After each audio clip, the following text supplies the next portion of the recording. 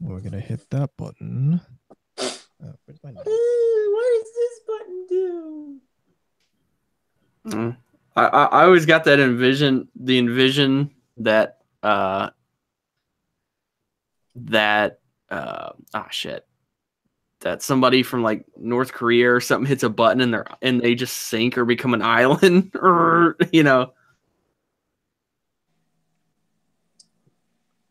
too timely. Fall straight into the ocean. They shave themselves off of China.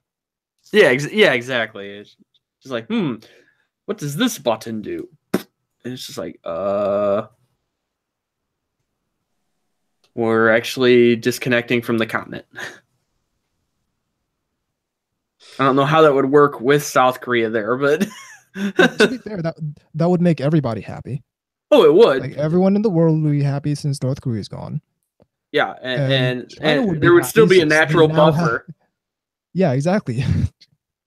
Which is the only thing that China cares about in that compartment. Oh yeah.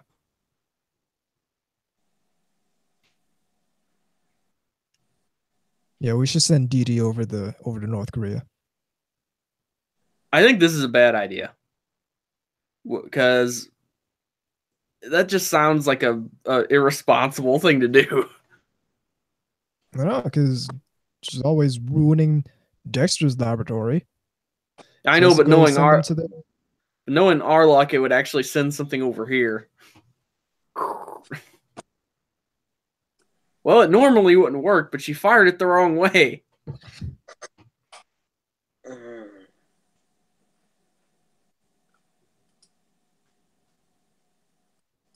That link is out.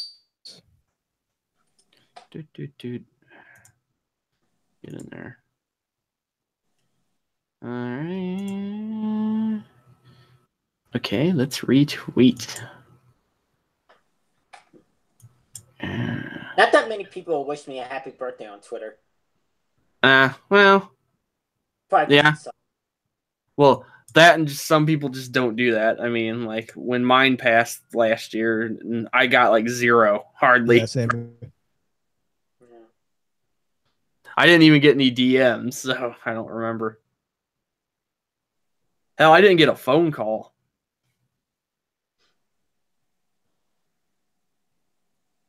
So, yeah. My brother texted me.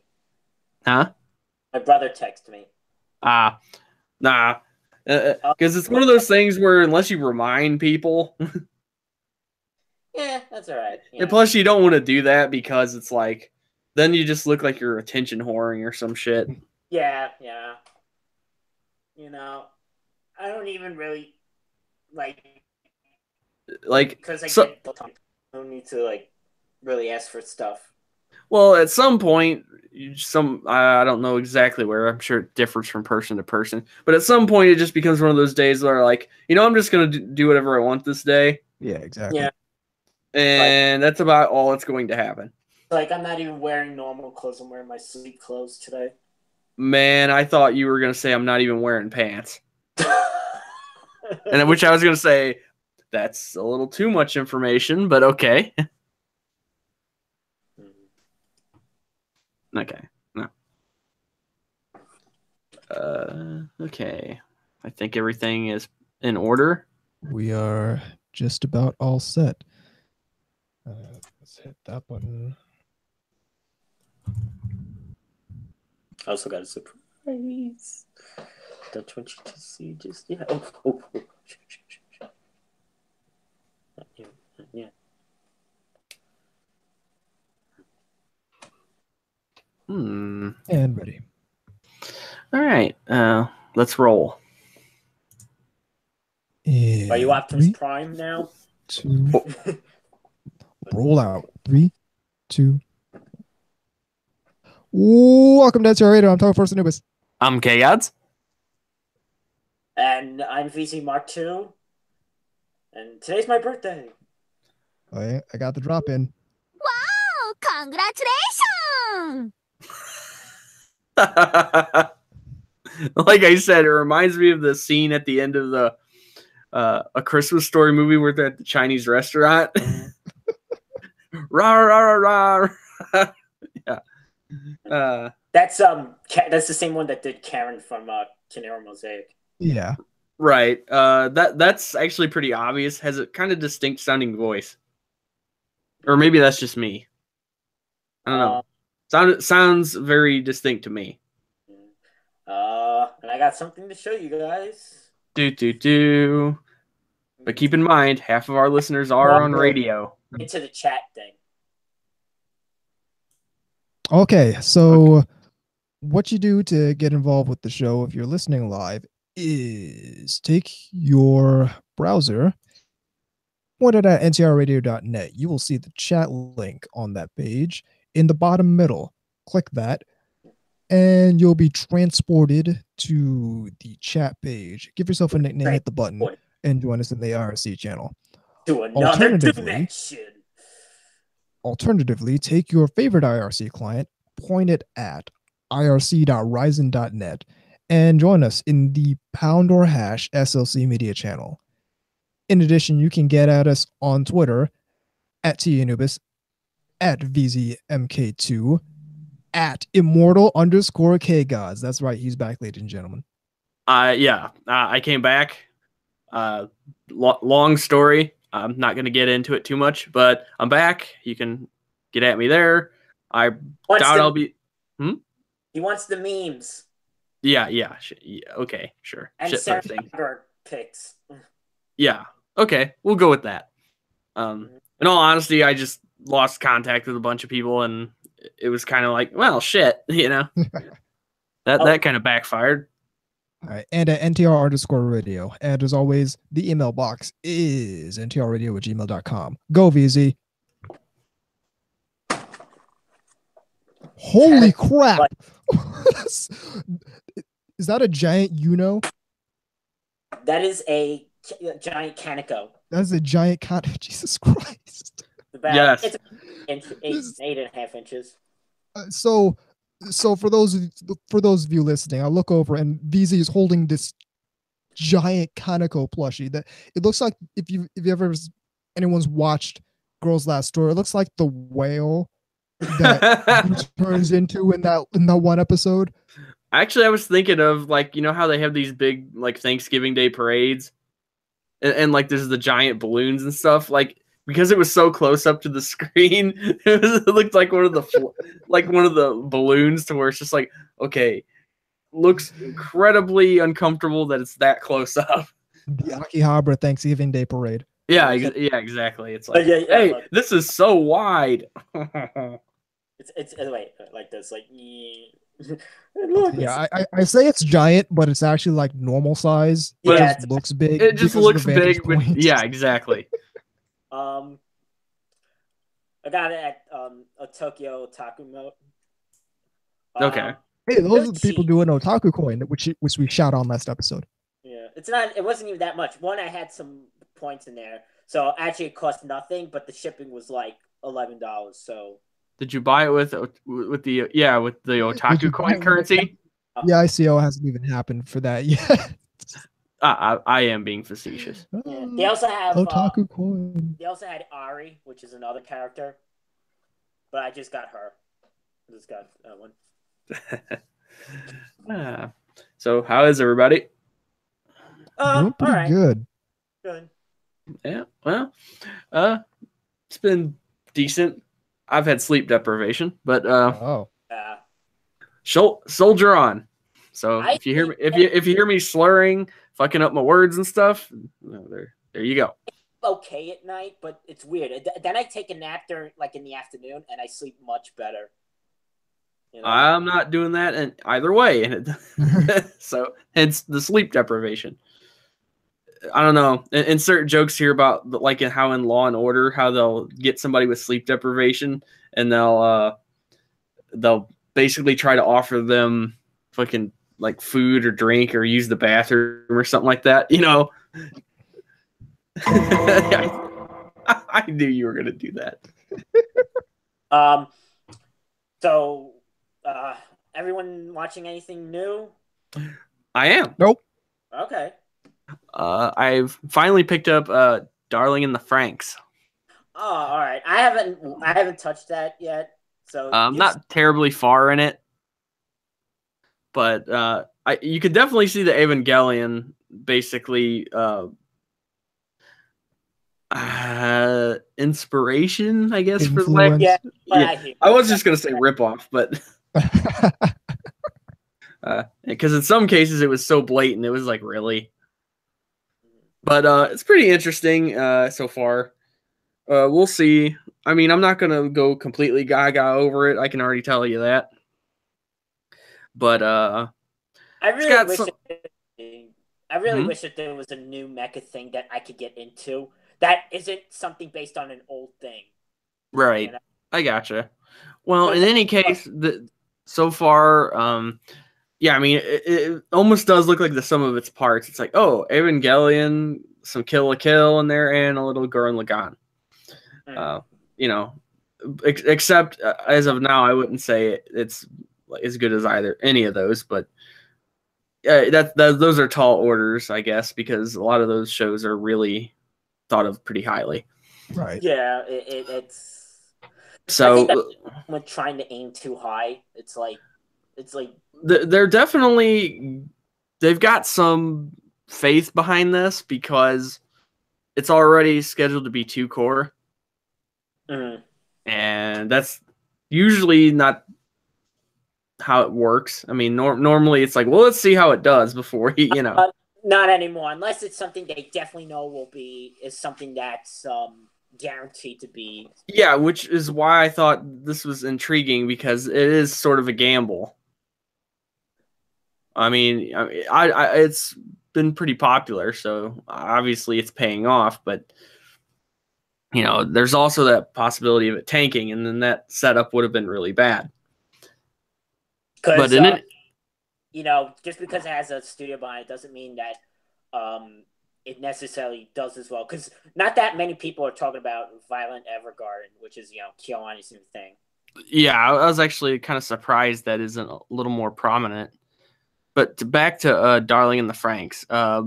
The big thing people are going apeshit over on this show is the main girl, 02. That's the one with the pink hair, right? And the and the little horns. Yes. And likes to lick shit. Not literally, of course. Yuck. No. Again, not literally. So I've been watching that. That's been pretty enjoyable.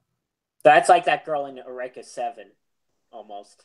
And I finally got around to seeing Origin number 5. Me too. Finally. Yeah. Okay. Can I just say it was very entertaining to see Operation British and all of its horrific. Easily the best depiction of Operation British yet in the franchise. Because it's like, don't you just love that, like, Australian night, or not night, but sky view, and it's just like, with the clouds open up and there's just this colony. It's just like, holy shit. The way it's just slowly going to, like, and that like in the beginning of the original series, right? Yeah, right. But this looks so much worse. I know, because it's showing the. It's not even because it's got more budget. It's because the actual way it's portrayed. Yeah. At least Xion's base doesn't look as like it's silly in that it looks something more like from a super robot thing. Yeah, well, they had to work the bugs out, you know, of that. I mean, the time and everything. It looked a lot better in this. So yeah, that was interesting. And can I say that Sayla is a complete badass with that Winchester? Like Sayla can throw down when it's time to throw down. She caps like 5 people, like bam, like and this is for being a futuristic show. This is like an old ass fucking gun. Yeah, that's what I know about that too. It's like that's an old gun. I mean, it's like pump, you know,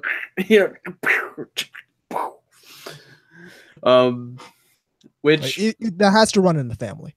Oh yeah, because her brother's a badass. Yeah. She's a badass. Yeah. I would say most certainly that there's some genetic component there. So that's been really cool.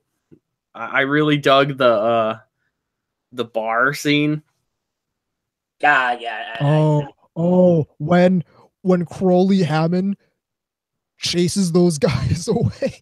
and then sits down at the piano and really belts it out.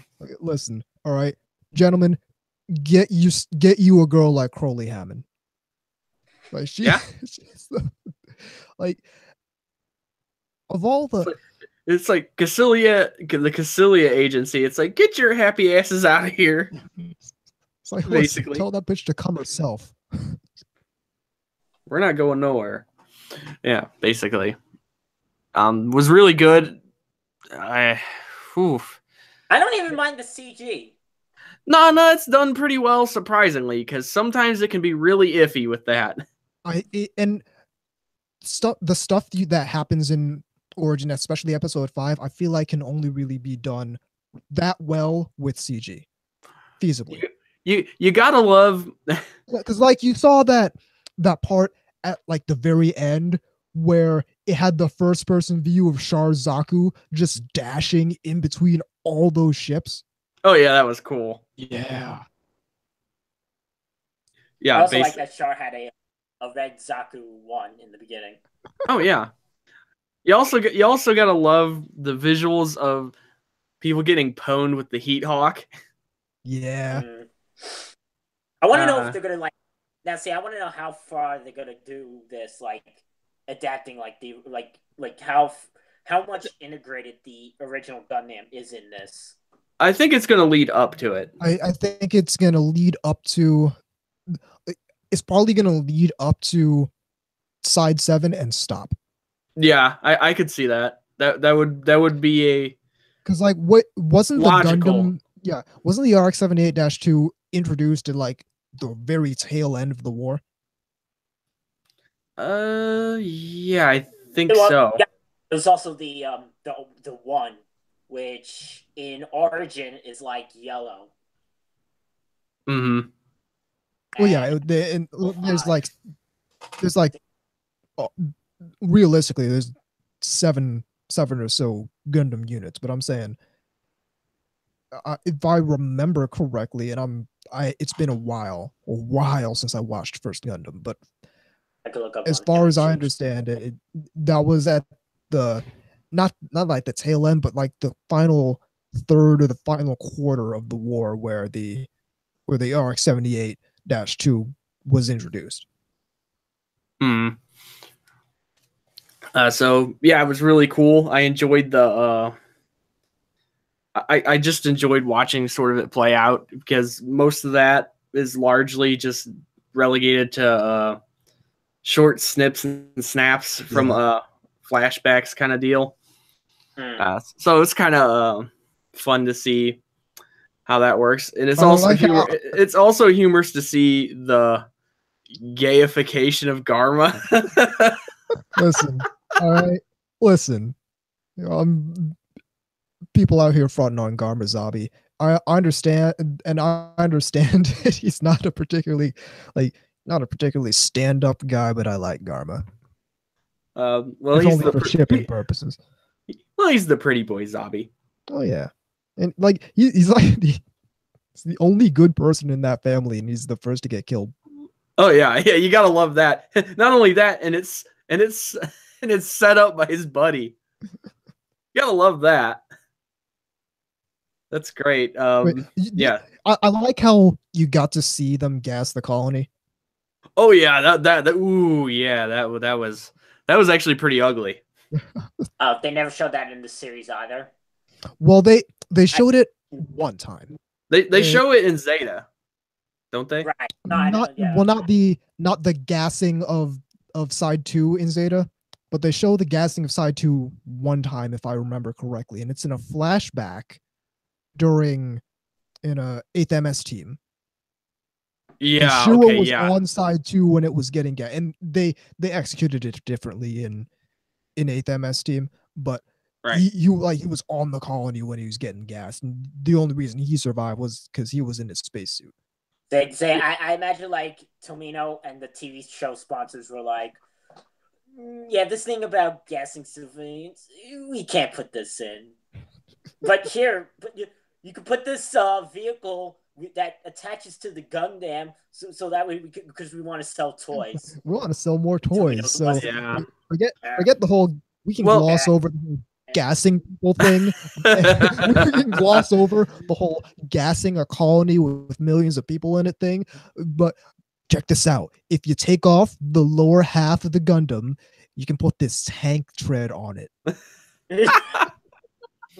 But yeah, okay. One thing about that though is they when they showed it, it was much more kind of, it was done artistically, kind of. It wasn't like just. I mean, you knew it was coming because it was coming, but like I'm just concerned that they literally introduced two characters just to have them gassed to death. That's great. These two teenagers and have this entire love story just to have them both gassed to death. Just sort of budding there, and it's like nope. Yeah, basically. But I love the way there's a tiny part of me that's holding out hope. Is like, are these gonna be two recurring characters? Like, are they gonna survive? No, they're not. They just get gassed to death. The best thing about that is before it happens, the way Dozel's explaining it to like, he's like, my brother came up with this ingenious plan. It's just like, it's like they're gonna basically gas this colony and kill everybody there, and then throw it at the fucking Earth. We're gonna flood this sealed bottle in space with nerve gas, and then just toss it at Earth. And then he's just like. And then he's just kind of like, pause, thumbs up. He basically, and then Ron Baral's just kind of like, yeah, no. Yeah, Ron Baral's like, what the fuck are you guys doing? Are you insane? But I love, he's like, of course Girin came up with this. Only he could have came up with this idea. Only Girin just has only Girin has the significant lack of chill needed to gas colonies. Well, he's portrayed as this like super intellectual megalomaniac, all of which is true. Oh yeah, it's an accurate portrayal. Oh, for sure. So I just like the fact that it's like, my brother came up with this really great idea. It's just like. Yeah. I want to touch on some other things that I saw. Sure. We otherwise we'll spend the whole episode talking about Gundam: The Origin 5. Yeah. So so I watched two other movies. First, actually 2 days ago, I rewatched. I felt like rewatching the 5-Star Stories movie. I still need to see that. Yes, you do. And then get ready to be mad because you'll be like, no, what? There's more of this. Because perfectionism. Well, you're talking to the guy who's been literally waiting 15 years for the next Virtual Lawn game. Like, I've been mad for the past decade and a half because there hasn't yet been another Virtual Lawn game, but it's coming out. Actually, I think it's coming out in like 2 days. New Virtual Lawn game. Oh, the thing Index. The Index Virtual Lawn game. Yeah. Anyway, continue. Okay, so the other thing I saw was there's a lot, obviously, on the internet. A lot of people are really into the new Mazinger, right? Oh yeah. So I was like, oh, all right, let me check out. I watched Mazinger versus Devilman. Yeah. Yep. That's what I watched instead. It's, what? It's 70s, but it is fun to watch. Those. Well, you get what you need out of it in a bite-size sort of format. I guess I love even in like a watered down kids version, it's still like really violent that would never have aired on like normal TV at the time. Right. Ever aired on like American television, something like that level. Like, oh look, he's bleeding, and you know, I mean, just the name alone, like That's hot. No.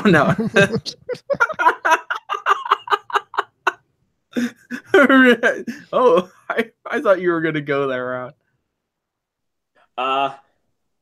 What else? I have the OVAs downloaded. Also, I've seen those. I've seen those like years ago. Yeah. The Devilman OVAs. That was actually with the Blockbuster days.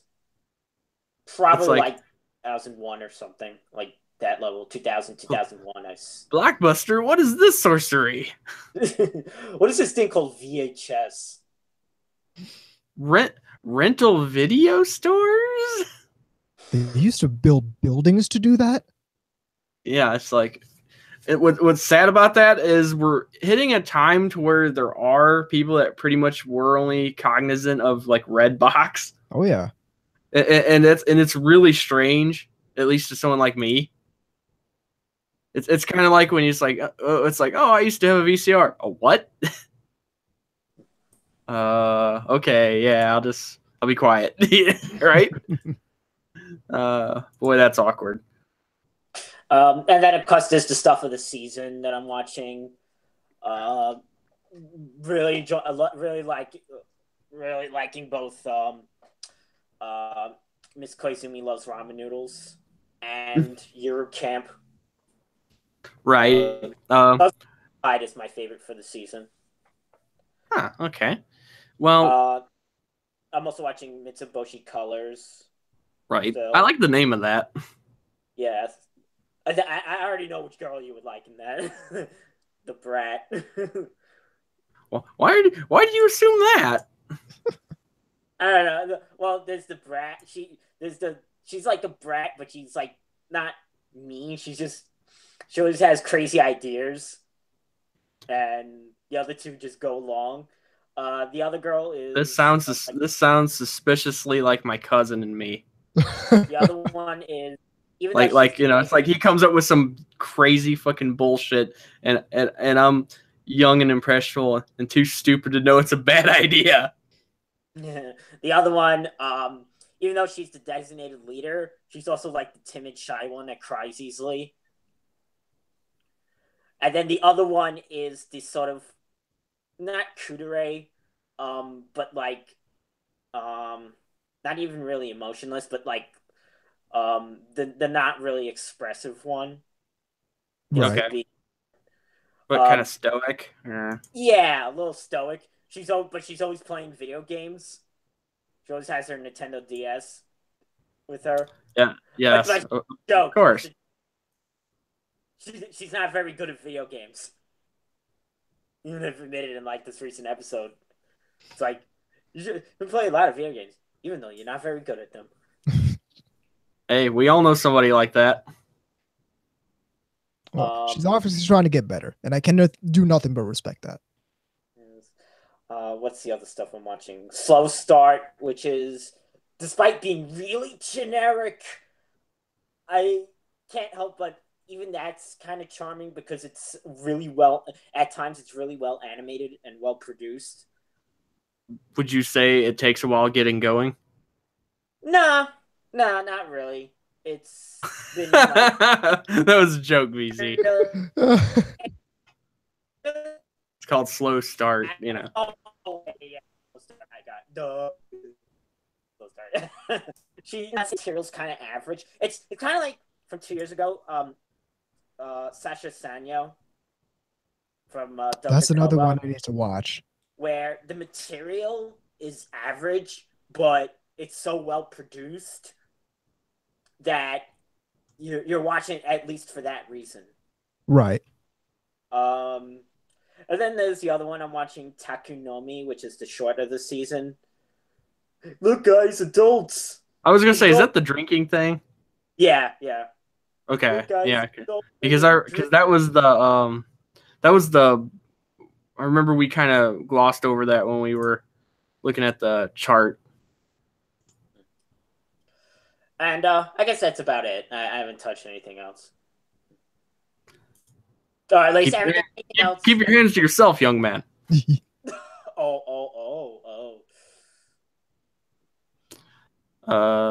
Anubis, are you watching anything? Or watched anything? On a whim, I decided to almost finish Contact Collection, which is why I have these drop-ins now. Shit! So I'm about 2 episodes from finishing that up, and then I have the movie. A while back I started on, what is it called? What was it called? The animation. My teenage romance comedy is wrong as I expected. Gotta love the name. I can already see you sitting there going, these light novel titles are starting to piss me off. So the name pissed me off, but it's actually a pretty good show. Oh, is that the one? Is that the one? My teen romantic comedy Snafu. Bingo. Yeah. That's the one with the trap in it, or the really. I don't know if it's. I don't think I've encountered the trap yet, so I have something to look forward to. That's the one with it has like pale, like very light blonde hair. I think I know who you're talking about. Yeah. And I also picked up. This should be good. I was out. I think it was 2 weeks ago. Doing. Actually, no. I think it was last week. I was out. Fucking. Just shopping, looking for stuff to buy, and I was curious, so I went to the friggin' video store to find out who licensed a particular anime. Because I've for a bit I've wanted to rewatch Samurai Champloo. Oh, okay. But it's a Funimation show, so I can't pick it up as it stands. Uh-oh. So I leave that video store, head down to there's like a retro game store. Oh, I know what you're gonna say. Up north from me, and they have a tiny little anime section. And lo and behold, what do I find? But the fucking old ass Genion release of Samurai Champloo, the entire thing. Wow. That is just bizarre that they actually had that. Yep. Time Enforcer Anubis cheating the system. Well, but you could have just went back in time to when it was since you're a time enforcer, you could have just went back in time to grab it when it was there anyway. Listen, I understand that you think this is really easy. I can't use it for personal purposes. I can't just abuse the time travel apparatus like that. Well, if you see, you could go into the future and find out Funimation's. If they're still fucking up. Again, I can't just abuse the time travel apparatus like that. Right? There has to be some kind of purpose. But yeah, so I picked that up, and I'm about, I think, 6 or 7 episodes into that. That wasn't full price, I hope. No, it was used. Oh, all right. Yeah, I was gonna say then I really hope it wasn't full price. I mean, absolutely not. Just a little aside here. Since I came back, I'm doing this really. Some people think it's stupid, and that's fine. Ani Girl of the Day, where I basically pick one. Yeah. Basically, I pick one I enjoy personally. I'm not gonna do requests because then my inbox would explode. But basically, I just post 4 pics of said character. Usually one kind of really high res, kind of eye catching one, and 3 that are roughly in the same, dimensions, roughly, because you're probably not gonna get that lucky unless you're all snagging them all from the same gallery. But I know you have attention for blondes. I knew somebody was gonna say that and I realized that I did that, and I was like, interesting, because that's not necessarily true. Well, Although Master is Miki. there's a subconscious. It's subconscious. But because I was gonna jokingly say, well, yeah, this is an observation. Holy yeah. shit. To be fair, Erica's my favorite character, not for her appearance. Okay. Totally personality. Which is admittedly what this is based on.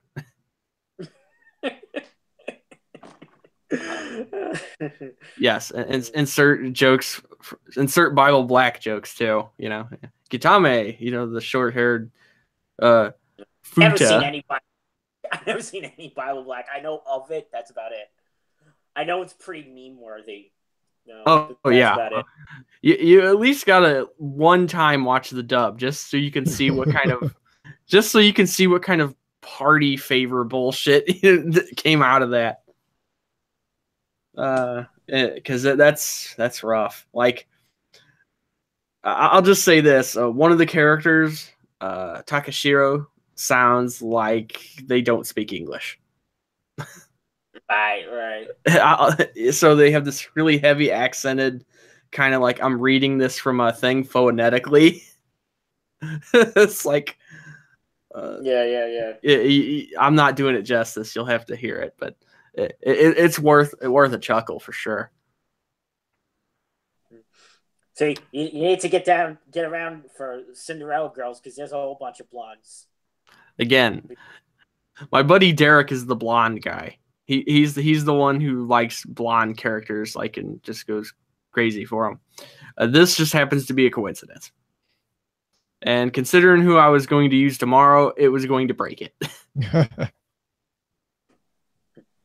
Although now I'm getting this idea. No, I'll just keep the blonde thing going. See if anyone else notices. No, and just until I run out of characters, which would take a long time. Yeah, that's like me, where subconsciously, like, even if you like other things, like my list of like favorite moe characters, it's usually characters that have short brown hair, like Yui, Heian, Kaneko, Mile Master, from Hinamari's sketch, right? It just kind of happened that way. It just kind of happens that way. It's like. No, the reason I picked Sayla is because I watched Gundam Origin recently. Yeah. Right. That's entirely why I picked her today. And the first one is actually because that was the first anime girl I ever liked, I guess. Mm. Which, if anybody knows me, they know that story. So I'm not gonna bore anybody with repeating it for like the 1,000th time. What? K-Gods like Sailor Venus? Yeah. It's like, gee, never could have guessed. And Android 18 was just kind of random. So still a good choice. Oh yeah, easily. I always liked her character. Anyway, VZ, you got news? Yes. Do the news bit. Here's the news bit. Let's news. Working to restore power. I bet every single person in here is dancing around like an idiot. Yes, yeah. New Idolmaster game. Oh yeah. Hang on. I got the drop in for that. Heard about that in the server. It's another it's gonna be another MOBA game, but something called HTML5. Yeah, that's okay. That's a programming language. Well, yeah. I'm actually using it right now. Alright. Yeah, well, anyway, it's going to be using that, but it's going to be another MOBA gay thing. And it is called Idolmaster Shiny Colors. And so far, we have... They're not just colors, they're shiny. 3 girls shown. There's fan art Good Rule 34 already. Naturally. At first, the character designs might take getting used to because they look a little different, like the art style. It reminds me of like Bang Dream a little bit. I can't hear that. I can't hear that title without going, wait, what? No. And I'm also remembering that South Park episode where they all try to be in a boy band. Bang. They're talking about finger bang or whatever. Oh yeah. Yeah. And then of course Stan's dad gets in on it because he's a bandwagon jumping idiot. Well, he was in the Ghetto City Boys? The Ghetto City Boys. He also joined the whole PC frat bro bullshit. Yes. PC bro. Yeah. I mean, like I said, he's a band jumping idiot. Bandwagon jumping idiot. So, but there's a whole bunch of new characters that obviously that are like, was it silhouette, but haven't shown, but they've shown like since clips from the game, like an advertisement. Right. So people have like little thumbnails of like what each silhouette to what is shown in that commercial, in that little preview. One of the girls looks quite a bit like our podcast mascot Hina Watanabe. Have you noticed that there have been a whole bunch of girls who look exactly like the freaking podcast mascot lately? It's kind of alarming. And what's funny is my inspiration. It's kind of pissing me off because now people are gonna think we copied it. Yeah, exactly. My inspiration was Salad's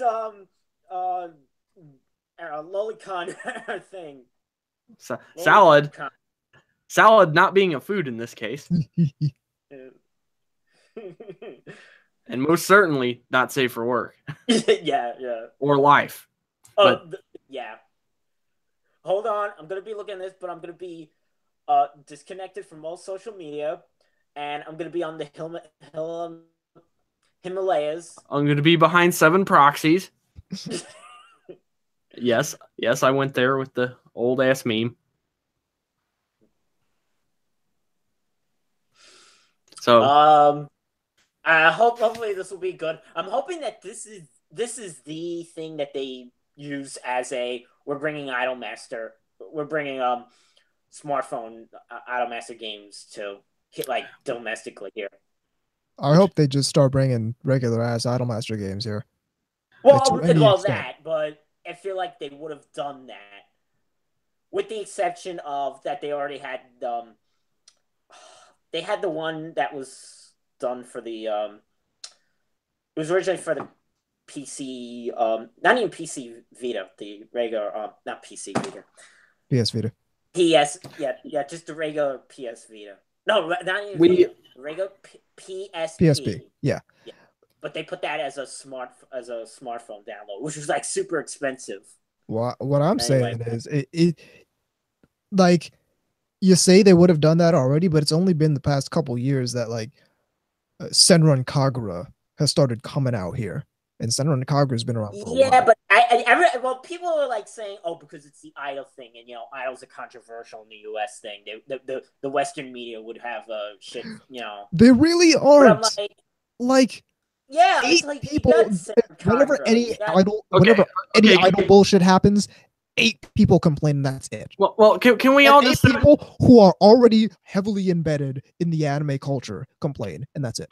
Can we all just admit that a lot of that is pure bullshit? We are a culture that produces crap like Jerry Springer and Honey Boo Boo. I don't want to hear about degeneration of the arts or some bullshit. Come on, or exploitative crap. I mean, come on.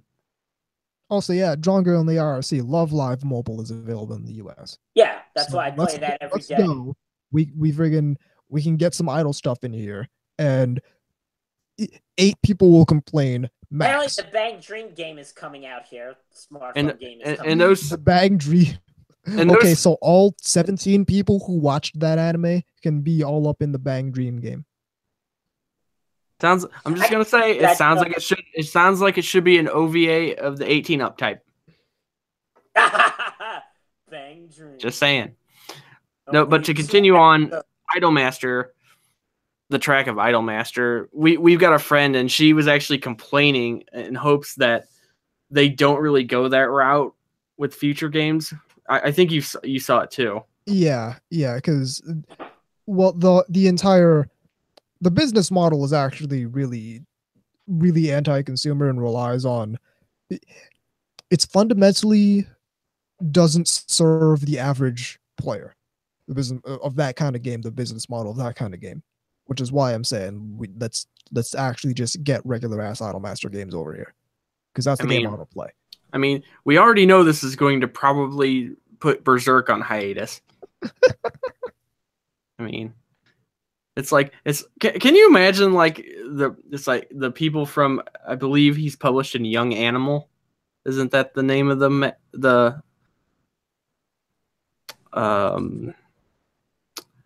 what the hell? I can't even think of the name of it. What they're called now? Anthology or whatever. Yeah. Yeah. Publication. Yeah. Can't you just see like the person that's in charge of that coming running in? You know, we got deadlines. And he's just like, oh, like, shut up! I'm playing Idolmaster. It's like, you know, it's in the contract. Whenever Idolmaster crap comes off, I'm going on vacation. Yeah, Berserk. Yeah. It's what's funny about that is it's probably not all that far off from the truth. I mean, because he does take a lot of extended breaks. I mean, he's doing something on those breaks. I mean, he's not just sitting around, I'm sure. Hold on. I want to read the character descriptions for the main three. So it's good times all around. We can get the. Okay. How many days ago was that? Was that on a Wednesday, I think, or? In the meantime, Anubis is going to show us the hat. Nah. No, the hat's right here. I didn't know. I didn't. Listen, the hat is important. Does he still have that? You still have that green apple there? No, I threw it out. Dude, you threw that out a long time ago. It'd be a pile of mush right now. The thing would have been decomposed. Because they're coming out with a kit. It's cheap, like only $4 of the Haro. Oh yeah. And I'm like, oh, you get that and put it in the background. I love the fact that he kept the hat within arm's distance.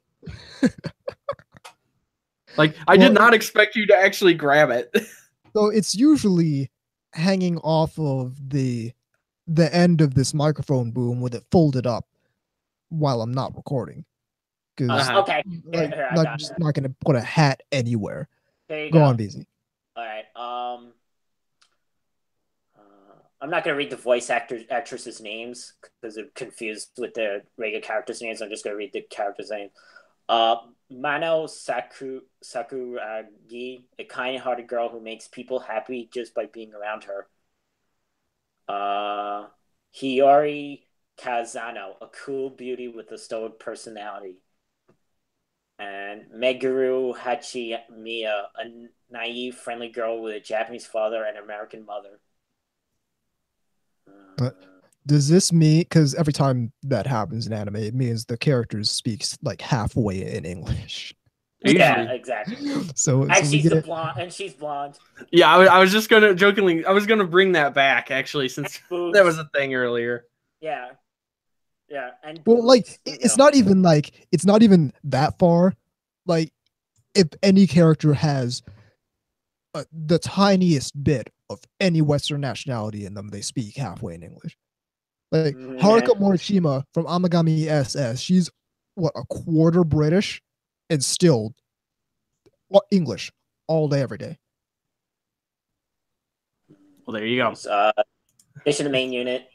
idol unit. The producers teased 13 more idols and 3 more units whom they will reveal later. The idol unit. I It was makes about it to sound say like it's a idol unit. Special makes forces. it yeah, it makes it sound like it's a freaking, special department of freaking some sort of grand Delta Force idol unit. yeah. Exactly. All right, I think we should get going to the break because we've been recording for like Rage. 3/4 of an hour at this point. Alrighty then. Up against the break, keep it right here on NTR Radio. Okay, I will charge this up in the meanwhile. This is the part where I take 5 years to pick a song. It happens. Okay, I'll be right back. I wonder if this is the Mech Warrior 2 PlayStation version soundtrack. For some reason, I got the funny visual of you just hitting the wrong button and it like playing, I don't know, Miles Davis or something. Oh wow, it is the Mech Warrior 2 PlayStation version soundtrack. Yeah.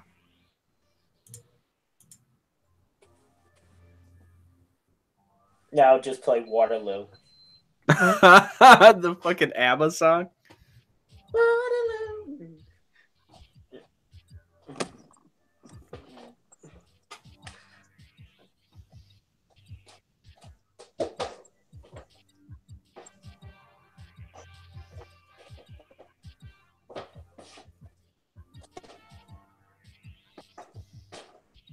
I found out over this weekend that some of the Evangelion music is fun for traffic jams. Ha.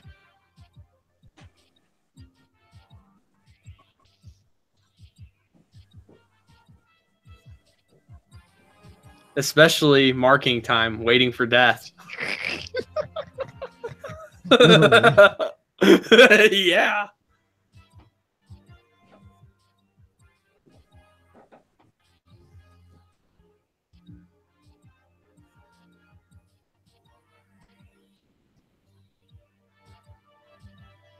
See, you gotta play the next episode jingle when you're triumphantly running red lights.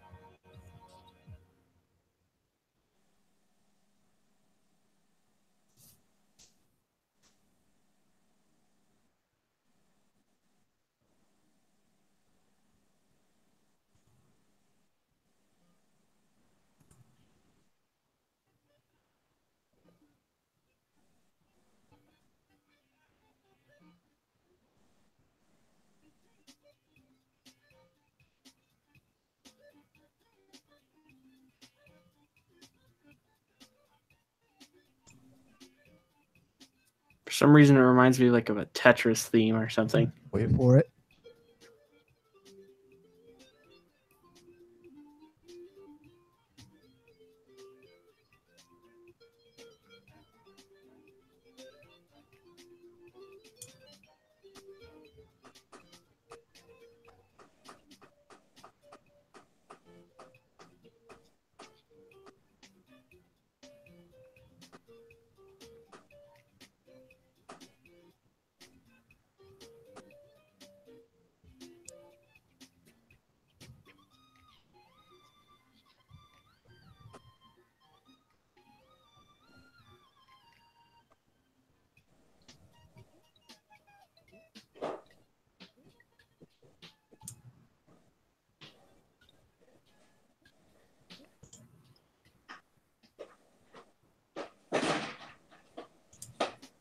Sounds like VZ's breaking shit.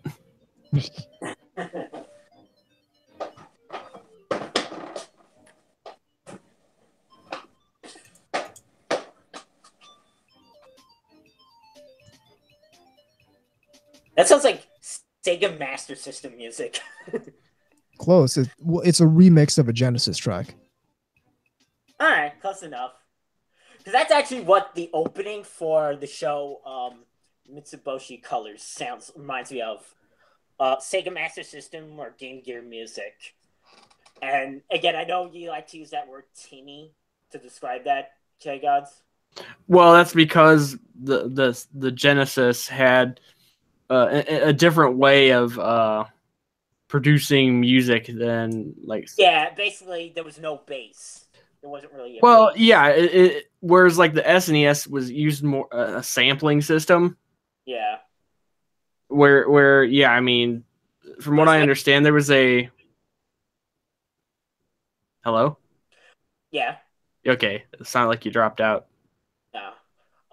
But here's an interesting thing about that. Only released in Japan though, obviously. Sega Master System had a special like attachment thing where it basically like made the soundtrack like better. The sound Okay. like better. It was Right. able to better. That wasn't released here, but because it was I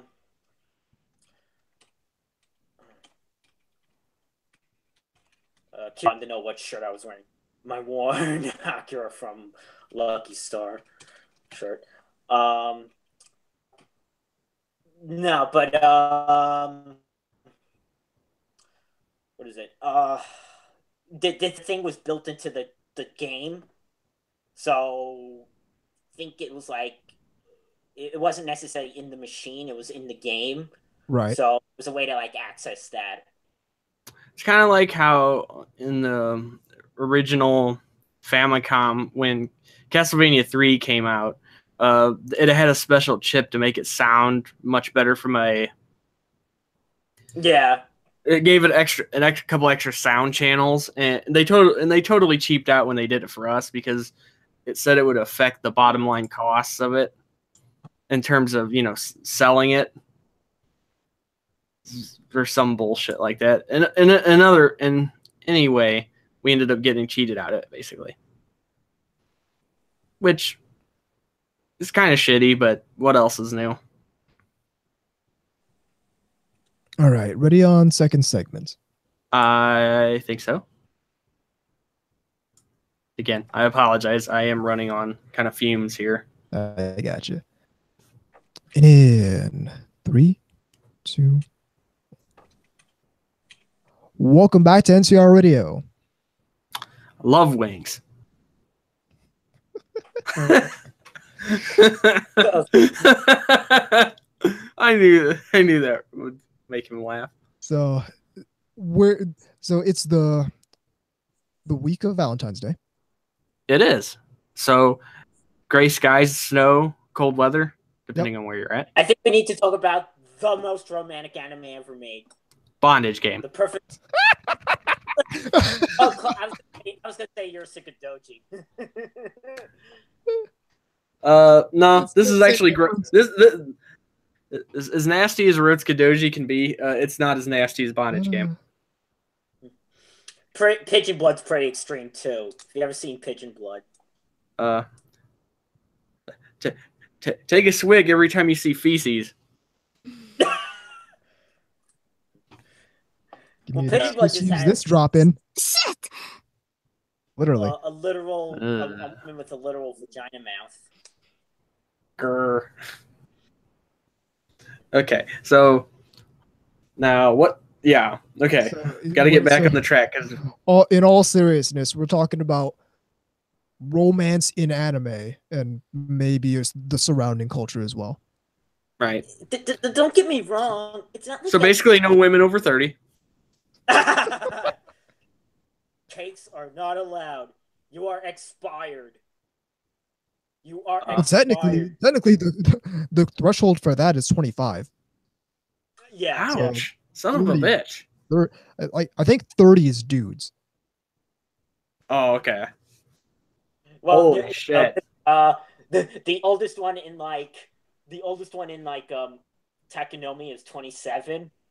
And she goes, Lamette's at like the main girl who's like only 20. It's like, it's like, you have 7 more years till you reach. It's like then you'll know, like, basically like lamenting. I love how people under 40 act like they're fucking expired milk. Yeah, like, what are you talking about? You're 25 years old.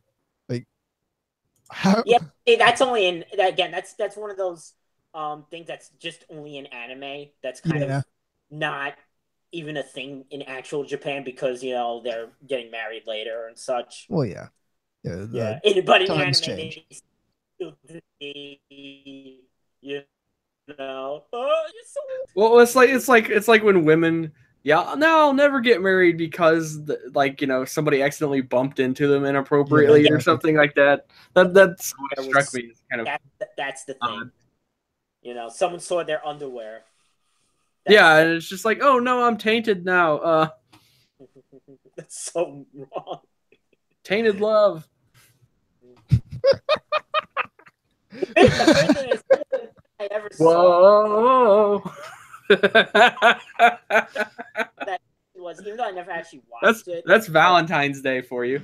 I saw like a clip of it, and it was from oh shit, the 90s thing that it was like a Girls and Guns thing. Oh, not Gunsmith Cass. No. There was one episode OVA, but then they made a sequel in the mid 90s, and I can't remember, and that's the clip. Yeah. You're gonna have to give me a little bit more substantial than Girls with Guns. I'm the Girls with Guns guy, but I don't even know what you're talking about. Oh man, that's all right. I'll look it up in the meanwhile. Yeah, no, but it wasn't Gunsmith Cats. It was. All right. Well, that's fine. So, continue on. So yeah, we're talking romance and anime. Romance, love, and dating. Jesus, burn dude. up. Don't scream in my ear, bro. Okay, burn up. All right, this is the second one. Burn Up W. Oh yeah. I'm pretty aware of that. And she was going bungee jumping naked. Yes. What's interesting about Burn Up W or Burn Up Warrior is that the first 2 episodes are a lot more humorous. Yeah. But the last 2 are actually kind of fucked up. It's a really strange tone shift. The only one that I ever actually saw fully of was the original, like 1991 OVA. Yeah. Which is a very different art style from the other ones. Right. Well, Burn Up W has that wonderful opening theme. Yeah. Mm-hmm. Good stuff. Fun show. It's only 4 OVA episodes, I believe. OVAs, yeah. Yeah. So and it's all good. And then from there it kind of leads into Burn Up XS, which I didn't care for that. That one just didn't register with me. And I haven't seen very much of it, so I really have no opinion at this point. So, in any case, back to romance instead of deranged police officers. Okay, so where you want to jump off on that? No, that's a good question, actually. Cinderella's. Love Hina and you. Well, so I posted an article on Iyashikei I never very saw recently. Love Hina. I never saw any Love Hina. Love Hina's like the classic. Like I know. Kenatsumatsu, I know.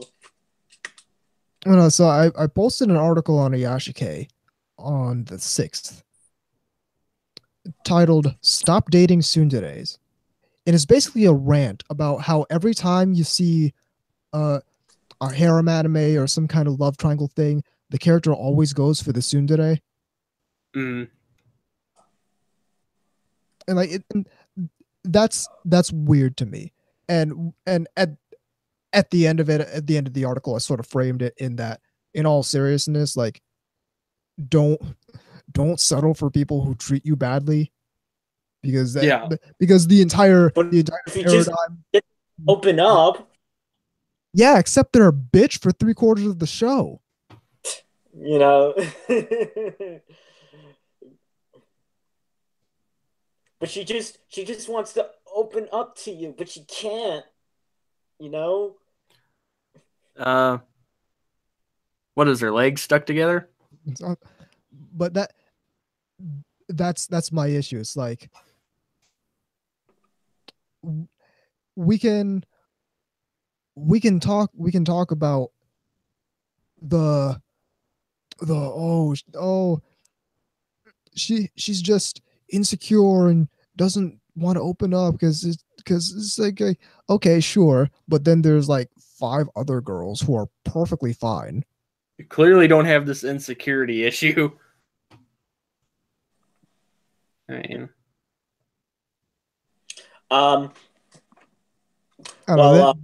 then again, I'm a yandere advocate, so yeah, I was just gonna say that. It's like, no, where if you make a mistake, you might get stabbed in your sleep. well, Same. Don't cheat on her. That's all you got to do. Is that really that hard?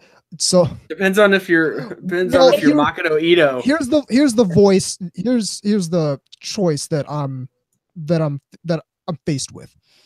It's like, okay, I can get with this girl who's gonna be a bitch to me for 3/4 of the season, and until this miraculous breakthrough moment where she's finally nice to me. So I'll be able to get. So I'll get with the girl at the end of the day, but I'll have like all these bruises and bandages and do the little comical head bandage bloody thing. Or I can get with the girl who's obsessed with me and only wants to be with me, and the only stipulation is that I don't cheat on her. That's not a hard choice to me. I'm sorry. Well, it's not hard. Like I said, it's hard if you're Makoto Ito. Well, he's kind of stupid. Well, yeah, we all knew that. Don't turn down yacht sex. So when you put it like that, it really is dumb. Doesn't it sound kind of forced? Yeah, it's like, just doesn't like, it sound like it's well, I could do it on a yacht. Paradigm. That's like, it's like, come on. It's like, I mean, insert jokes here about this about the space car. And speaking of recent events, Drawn Girl's giving me shit in the IRC for shitting on tsunderes. And like, I'm not saying that tsundere is a bad archetype. I'm just saying it seems really forced to me that 9 out of 10 times the character goes for the tsundere, even though there's any number of perfectly fine girls out there for him to get with. Maybe we should call this Chitoge syndrome. Well, no, that's just the. She's just a bitch. She's not a tsundere. She's just a bitch. Like, it's not even that she's a tsundere. She's just a bitch. And yeah, I get the tsunderes are popular, which is why it's being forced so much like this, because otherwise it wouldn't make sense. Well, right. Again, I would go into more detail with that, but it would involve just spoiler after spoiler. So I continue to get shit in the ARC. I get that there's characters that don't always end up with tsundere, and I don't think in citing Kanakon, I don't think Kanakon counts because that was a pre-established relationship. Like, it's not a harem anime. This wolf bitch just came in and tried to ruin the show. Wolf bitch. I know which one you despise the most because it was the one I tried to force you to see. Oh, friggin'! Well, I'm just happy that I didn't watch all the way through the show into the thing. love triangle. Thank you, drawing girl in the ARC. And yeah, it's a love triangle, but it's less something like Macross where it's, oh, Hikaru he likes Minmay, but he also likes Misa, and it's like, who's he gonna choose? Kanakon's more like, oh, homeboy is already with the curvy fox girl. Then this wolf bitch comes in and starts trying to ruin their relationship, and it's like, What show is this? Kanokon. Kanokon. Oh yeah. I remember that. Yeah. And then the entire conceit of the show is that every episode, someone else is trying to ruin their relationship in addition to the wolf girl. Okay. Yeah, I like the part of Kanokon where that involves the cake, where it's Fox Girl molesting homeboy. I don't like most of the rest of the show. I love how you can. I don't like this wolf girl. And break the show down into that. I don't like any of the characters that are trying to stop this molestation from happening. In any other context, this sounds so bad.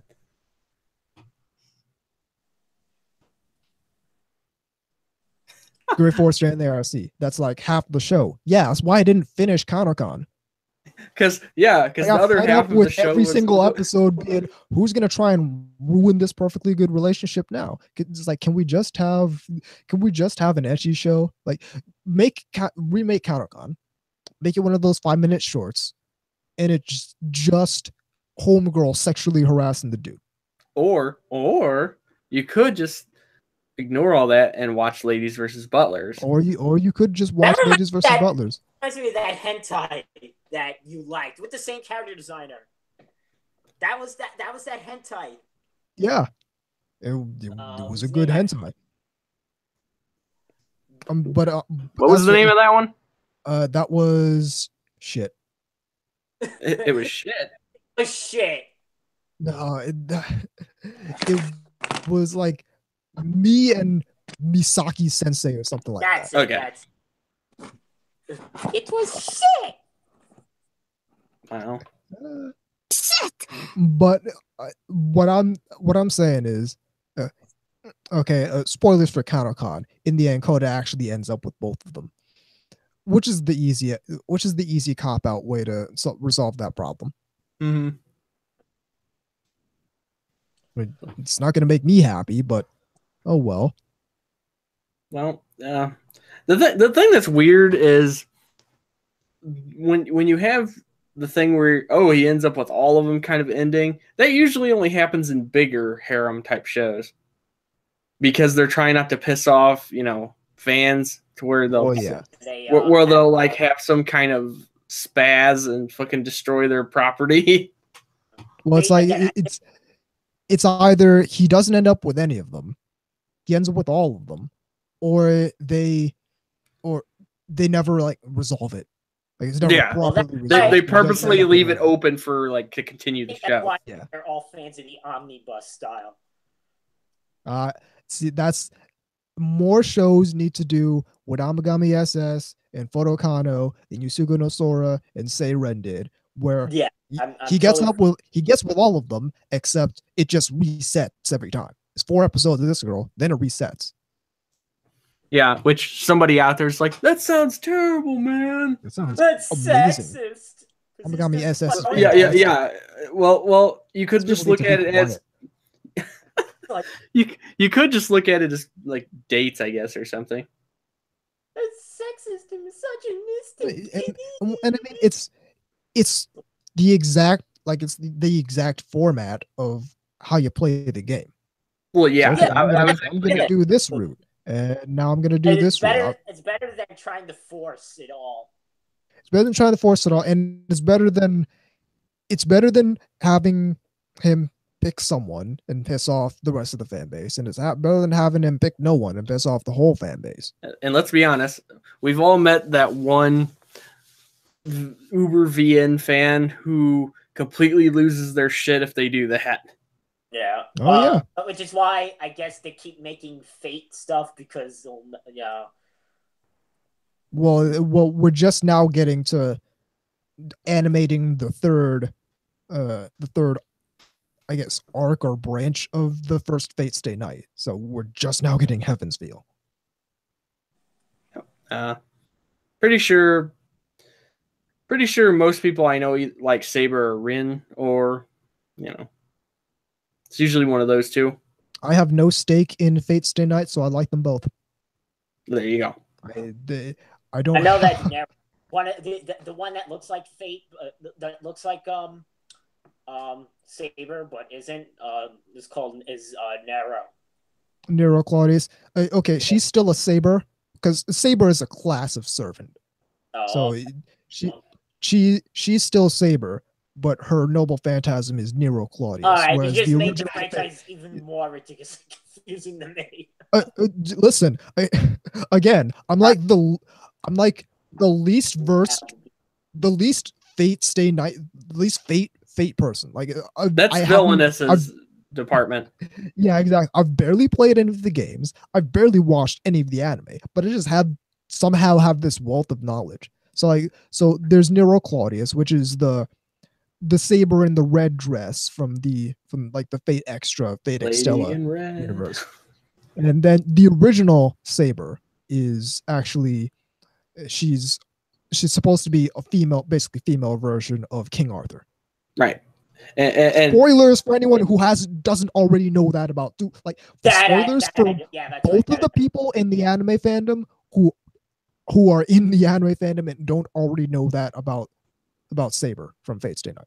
The other thing is there's actually this flow chart out there telling you how to watch it. Oh yeah, I completely disregarded that flow chart. No, but it's interesting in the sense that it's like, oh, if you want to watch this, you need to. It's like, yeah, that'll make somebody want to watch. I think I've done every single thing that the flow chart doesn't recommend. Like I saw the Unlimited Blade Works movie, which it doesn't recommend. I played Fate Extella, which it doesn't recommend until you've done like literally everything else having to do with Fate. So I know a decent amount about the franchise. I just haven't watched the majority of any of the media involved with it. There you go. All right. Romance anime. Let's see. None of you. Some of the. Go ahead. None of you have seen Kanagi Shrine Maidens. Not yet. No. I mean, most romance-based anime that I've seen is actually older. Which would be like, stuff like Kimagure, Orange Road, things like that. Oh, see, that's a show that I feel like it's like, I mean, I've seen pics and I've seen the art and it looks like something I would really enjoy. That's a show I need to definitely watch at some point. It's very 80s character design. Yeah, I mean, both that and there's a couple other shows too. Like, what the hell is it called? There's Fushigi Yugi, which is a 90s show. Yeah. Which I remember watching. That was during the VHS era too, because I was renting it from that little thing we were talking about earlier called a video store. You mean they used to construct structures to rent movies on physical media? Drawing Girl says Clannad is the best romance anime ever. Well, it's like it's really good. And Toradora. I know about Toradora. I never seen any Toradora. I can't get past the first 5 seconds of the opening for Toradora because I keep repeating it and never get around to watching the rest of the anime. Yeah, it is a very catchy opening. Kanagi is good too, and Orange Road. None of you've seen. I'm trying to one. The one. Oreshura. That's the one I know of it. I haven't watched it yet. Nah, me either. That one I recommend. That was in the same season as Vivid Red Operation. Well, it's hard to compete with Vivid Butts.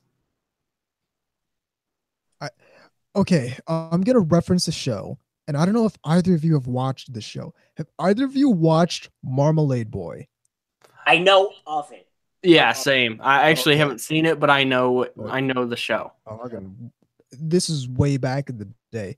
I Mhm. watched through all of Marmalade Boy, and that's like that's a soap opera of a show. Let me tell you.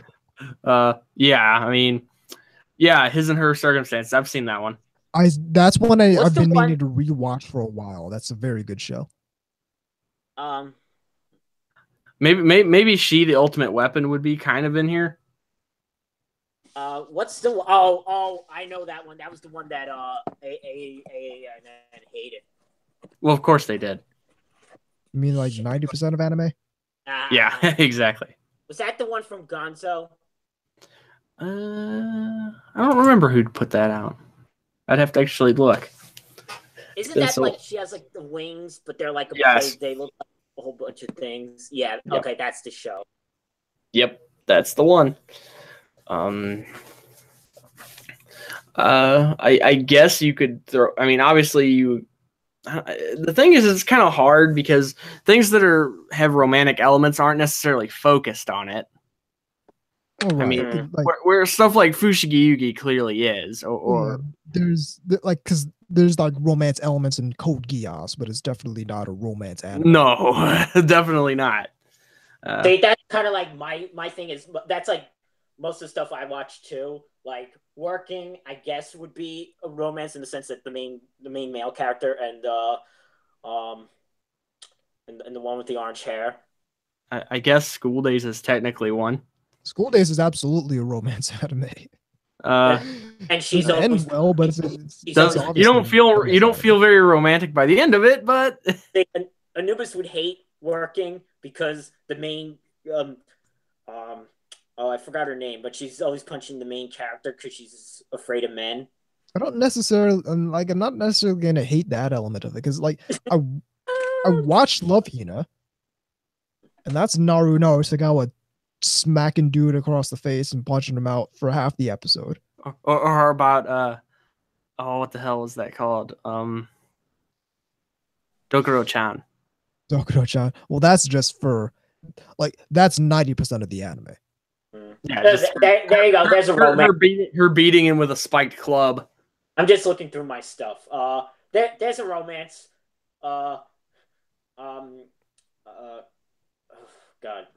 Kadama no G-Con.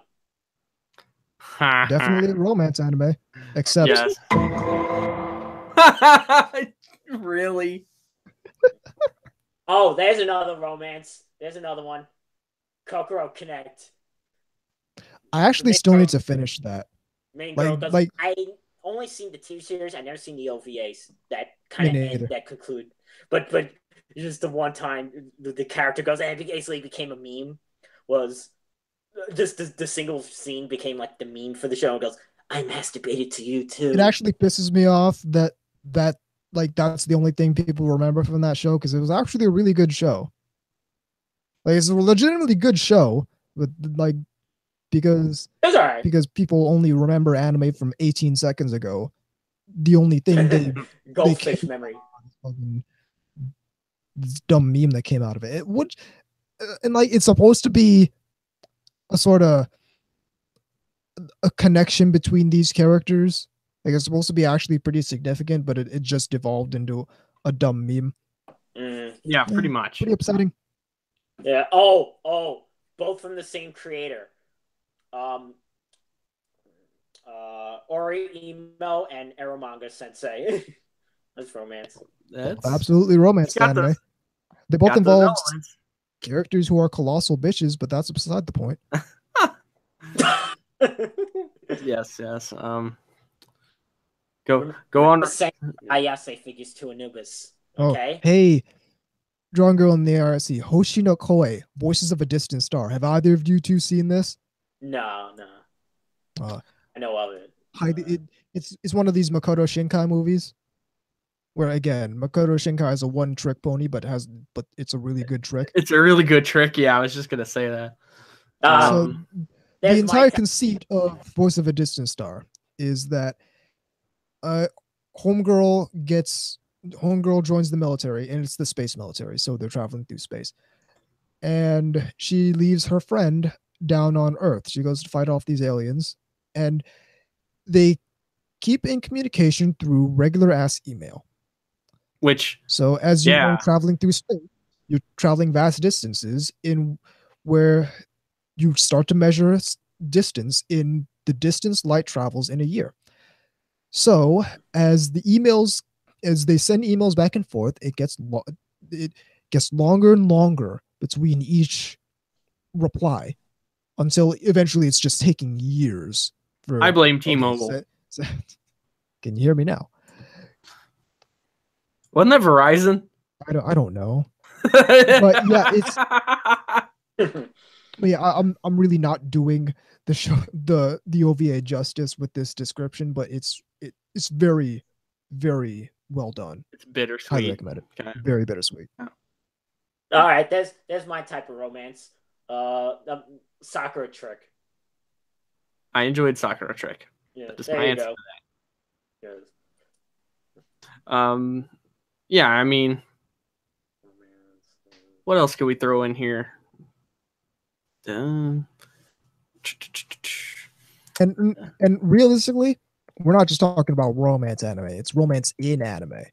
Right. I mean, there's even that element in Tenchi Muyo. I mean, Tenchi Muyo, that's a romance anime, but it's also like a sci-fi anime and a fantasy anime. And Tenchi Muyo is like 13 different anime.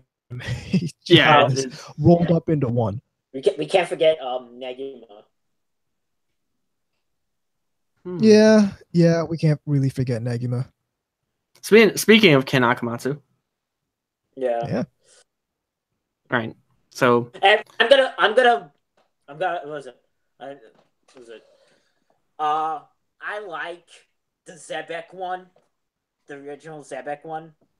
Mm-hmm. See, I honestly, I'm like really torn. I'm not even 100% certain. I'm not even 100% certain if I'd say I really like Negima, because I fell off on it hard after it started incorporating more shonen elements. Like I just fell off. That's why I like the Zebek one, because it cut off there. It's just the harem. If you want the harem thing, and want it on that level, then just the Zebek. See, I'm torn there because I like that about it, but I like the designs in the Shaft version more. Yeah, the Shaft one has better art, although you can't deny that opening to well, actually both openings are really catchy. I 100% forgot both openings, so I have no perspective. Must not be terribly bad. So it's been catchy. It's been years. It's been I think it's been at least a decade since I last watched either of them. I just like the half. You have Negi, and then it's like each girl trying to kiss him. Oh yeah, I remember that part of it.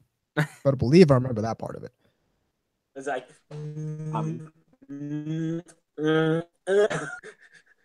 Okay. All right. Now we can take a turn for the disturbing with Koikaze. Want. There's a romance. There you go. MM. Yes. There you go. MM. Yeah. I still need to finish that one. That's one. It's been a significant number of years since I actually last watched it. I should pick up the Blu-ray of that. I should pick up the Blu-ray for that. Who licensed it? Yeah, no Kame. That's another one. I guess we could throw in Revolutionary Girl Utena. Oh yeah. Well, again, the only thing I ever seen of that was the movie. Sorry. Which was a mistake. Yeah. Well, I'm like, what the fuck is going on?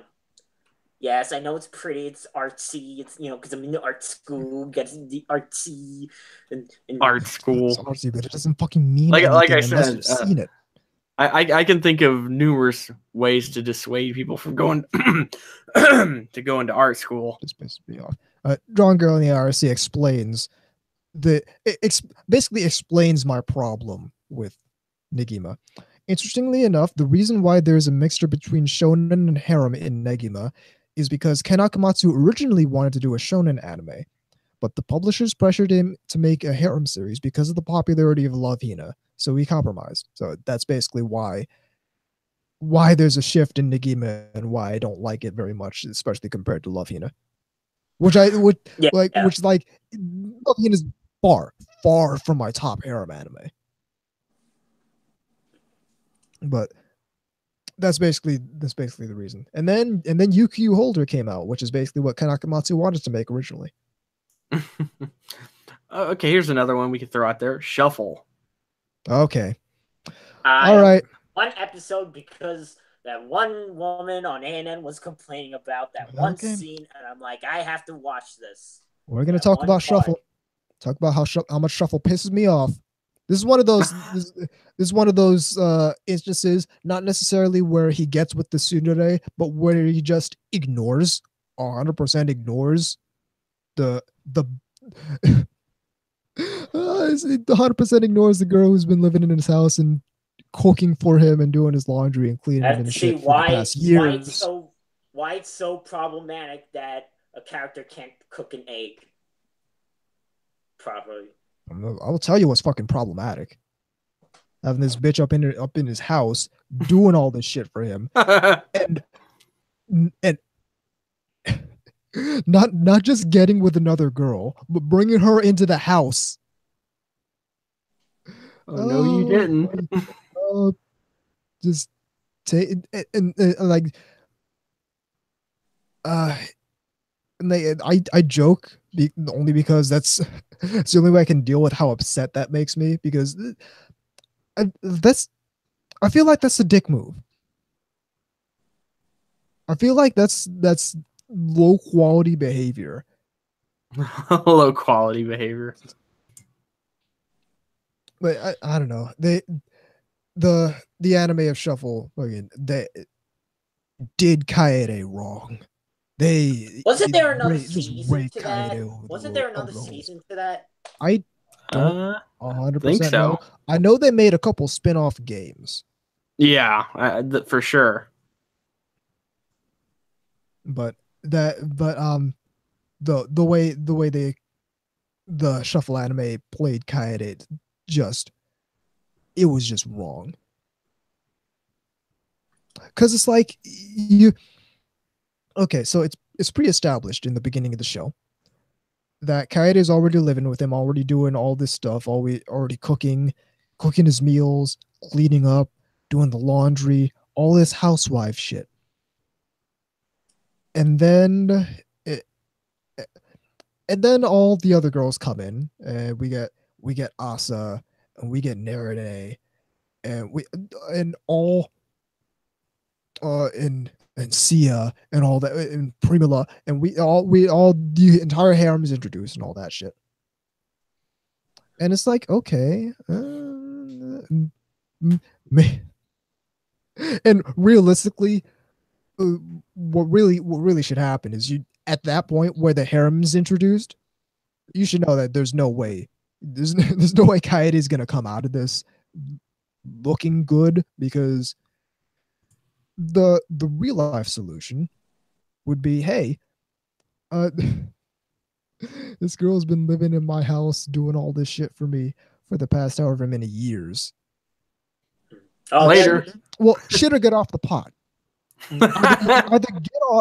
Either get with her, or tell her to get out of your house. Oh, there you go. There's a romance show. Like I feel Perfect like Glue. I feel like Homeboy like for the entire duration of the show was taking advantage of Kaede's goodwill and taking advantage of the fact that Kaede felt sorry about something she did in the past and wanted to make up for that, and he just decided to ride it out with until fucking 18 other girls came along and they picked one of those 18 because obviously he wasn't going to get with Kaede if he wasn't already with her while she was doing all this housewife shit for him. So yeah, I never. So the moral of the story is I never finished Shuffle because it upset me because that they just did that character wrong. They raked her over the coals, and she did not deserve that. Here's another one. Netsuzo Trap. Did not watch that. Didn't watch it. All right. Okay, that was the NTR one. That's appropriate. Wasn't that a short? The two girls were cheating on their boyfriends with each other. Oh yeah, wasn't that like a 5-second controversy? Yeah, they said it was like trashy. Gee, you think? Really? With that description, you think? I don't know. Mahoromatic is mentioned in the IRC. Right. Oh yeah, which I still need to seen it, finish. I know of it, yeah. That's a fun one. Beyond that, though, I mean, I guess you could argue that things like Sailor Moon have it, and it's Oh, definitely. I mean, it's not the focal point. It's not the focal point, but certainly not. But not really. It's a prominent element. Okay. Yeah, for sure. Here's a romance harem show that great premise, but just fell apart through very poor production values. Hajimete no Gal. Didn't watch it, and I'm also mad at Funimation. So, yeah. Just marred by poor production values, like just really janky artwork, And I try not to get on that because sometimes there's like a thing that's just for a couple seconds. That's fine, I don't care. But it was becoming too numerous to like ignore. I got you. Well, that's the same reason I one episode dropped something like Starship Operators. Here's one that I don't know if you guys remember, but Sakura Diaries. Oh, I know of that. I've heard that title before. I don't think I've watched it. I don't know if I might have seen that. It was an OVA, right? I don't know. Was it technically an OVA? I can't remember. I know the one. Is that the one? That's the one with the girl and she has the secret side of her. Yeah. And Yujin was the character. It's got like the love triangle and all that crap. Okay. I didn't watch it, but because it was the original video animation, 12 episodes. Okay. Yeah. I wasn't sure if it was considered an OVA or just a short series. It was a 12 episode series, but it was released as OVA. Okay. All right. That explains a lot because I was just kind of sitting there thinking, well, then why? Never mind.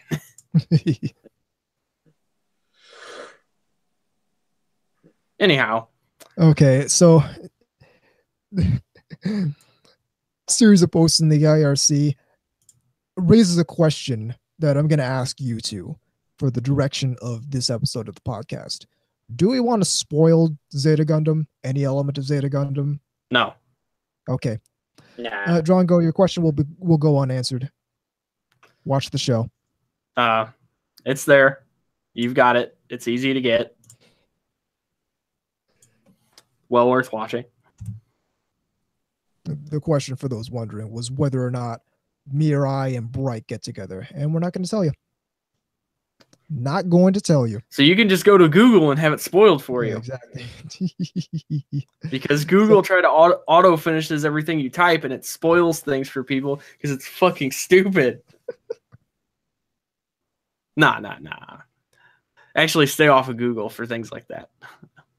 That's the easy way to avoid that problem. But actually, I did hear about that. Actually, that's a thing where people will be like, they'll try to put something that's like, why does character A die?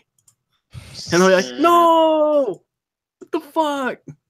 I was watching that, kind of thing, which At which point I would just say, don't look up shit about the shows you're watching until you're done watching them. Yeah. Just watch if you want to avoid that kind of crap.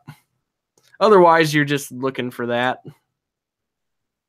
You can't trust anybody not to just talk very bluntly about shows. Anyhow, talking more about shows, I mean, of that, or at least that angle in the shows. Marshall's successor Nadesco has a huge romance element. Mm-hmm. Like, it turns into like, I think the term is a love septagon at some point. Nice. It's the final frontier, you know. Which it really executes the whole romance harem element very well, in addition to all the other elements it's trying to do. Mm-hmm. Which is interesting because there are certain elements of Martian's successor Nadesco that are just kind of like, I don't know, they almost kind of are like wink, wink, nudge, nudge, like the show within the show. Well, yeah, it's certainly making a whole lot of references to it's other meta manga anime and other genres. Yeah, it's a very meta show. Yeah, it's meta, definitely. But at the same time, it's doing its own thing, and I respect that a lot. Mm-hmm. There are a few. I guess there's technically a few hentai you could throw in this pile. Well, of course. I mean, yeah, they're by far not the majority, but but like I can't think of the English translation of that. Let me check it out real quick here.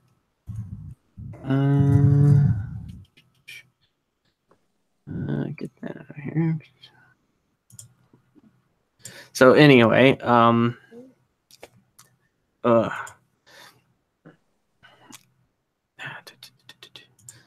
sorry guys, I'm having a slight problem here. Nah, that wasn't the one that I was looking up of Sakura Diaries. No, that wasn't the one that I saw. But because what was the one that was like the girl and there was the two sides to her? That's what I was trying to remember. Oh, okay, wait. I think I know what you're talking about. Wasn't that Sprite? That's it. Sprite Between Two Worlds. Yeah, okay. I saw that in my I didn't watch it, but I saw that in like just the box of it in my art school. So it was library. Okay. Here's what I was thinking of. A Kiss for the Petals. Right. Never seen that one. Yeah. Yeah. I guess a lot of the cream lemon could count. Yeah. Yeah, I mean, you were right. Right Between Two Worlds. That's it. Yeah, that's the cover I saw. That was for. Yeah. Also has an incestuous angle. Spoiler alert. Oh, how did I forget this? How did I fucking forget this? Kisses. Oh yeah. Yeah. Sometimes the answer is right in front of you. Oh my god, Kisses. Better than many hentai. Does a better job than. It's a very titillating kind of approach to. I mean, it knows how to get you right there. It knows.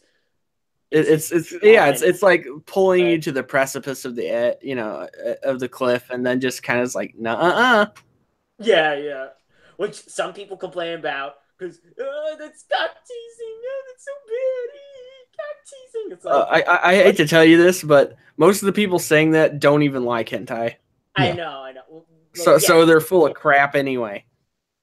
It's like you should just watch hentai, and it's like I do.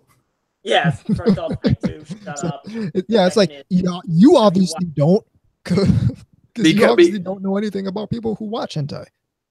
Obviously, yeah. Neither of you have watched Kimmy Kiss, have you? No, Nope. Okay. Because I saw all of that because I is a couple years. it, and actually, give me a second. I need to check if this is that's the correct show I'm thinking about. In the chat, Citrus seems to be a nice new romance anime. Yeah, how is that? I haven't watched that. I know that looked I'm just interesting reading when I know that looked interesting when I was looking at the thing. It's brought to you by Mountain Dew. I mean, because again, like I love Yuri. We all love Yuri. Everyone loves Yuri. I don't know if that's one worth watching because they tend to be hit and miss. Some of them. Right. Yuri.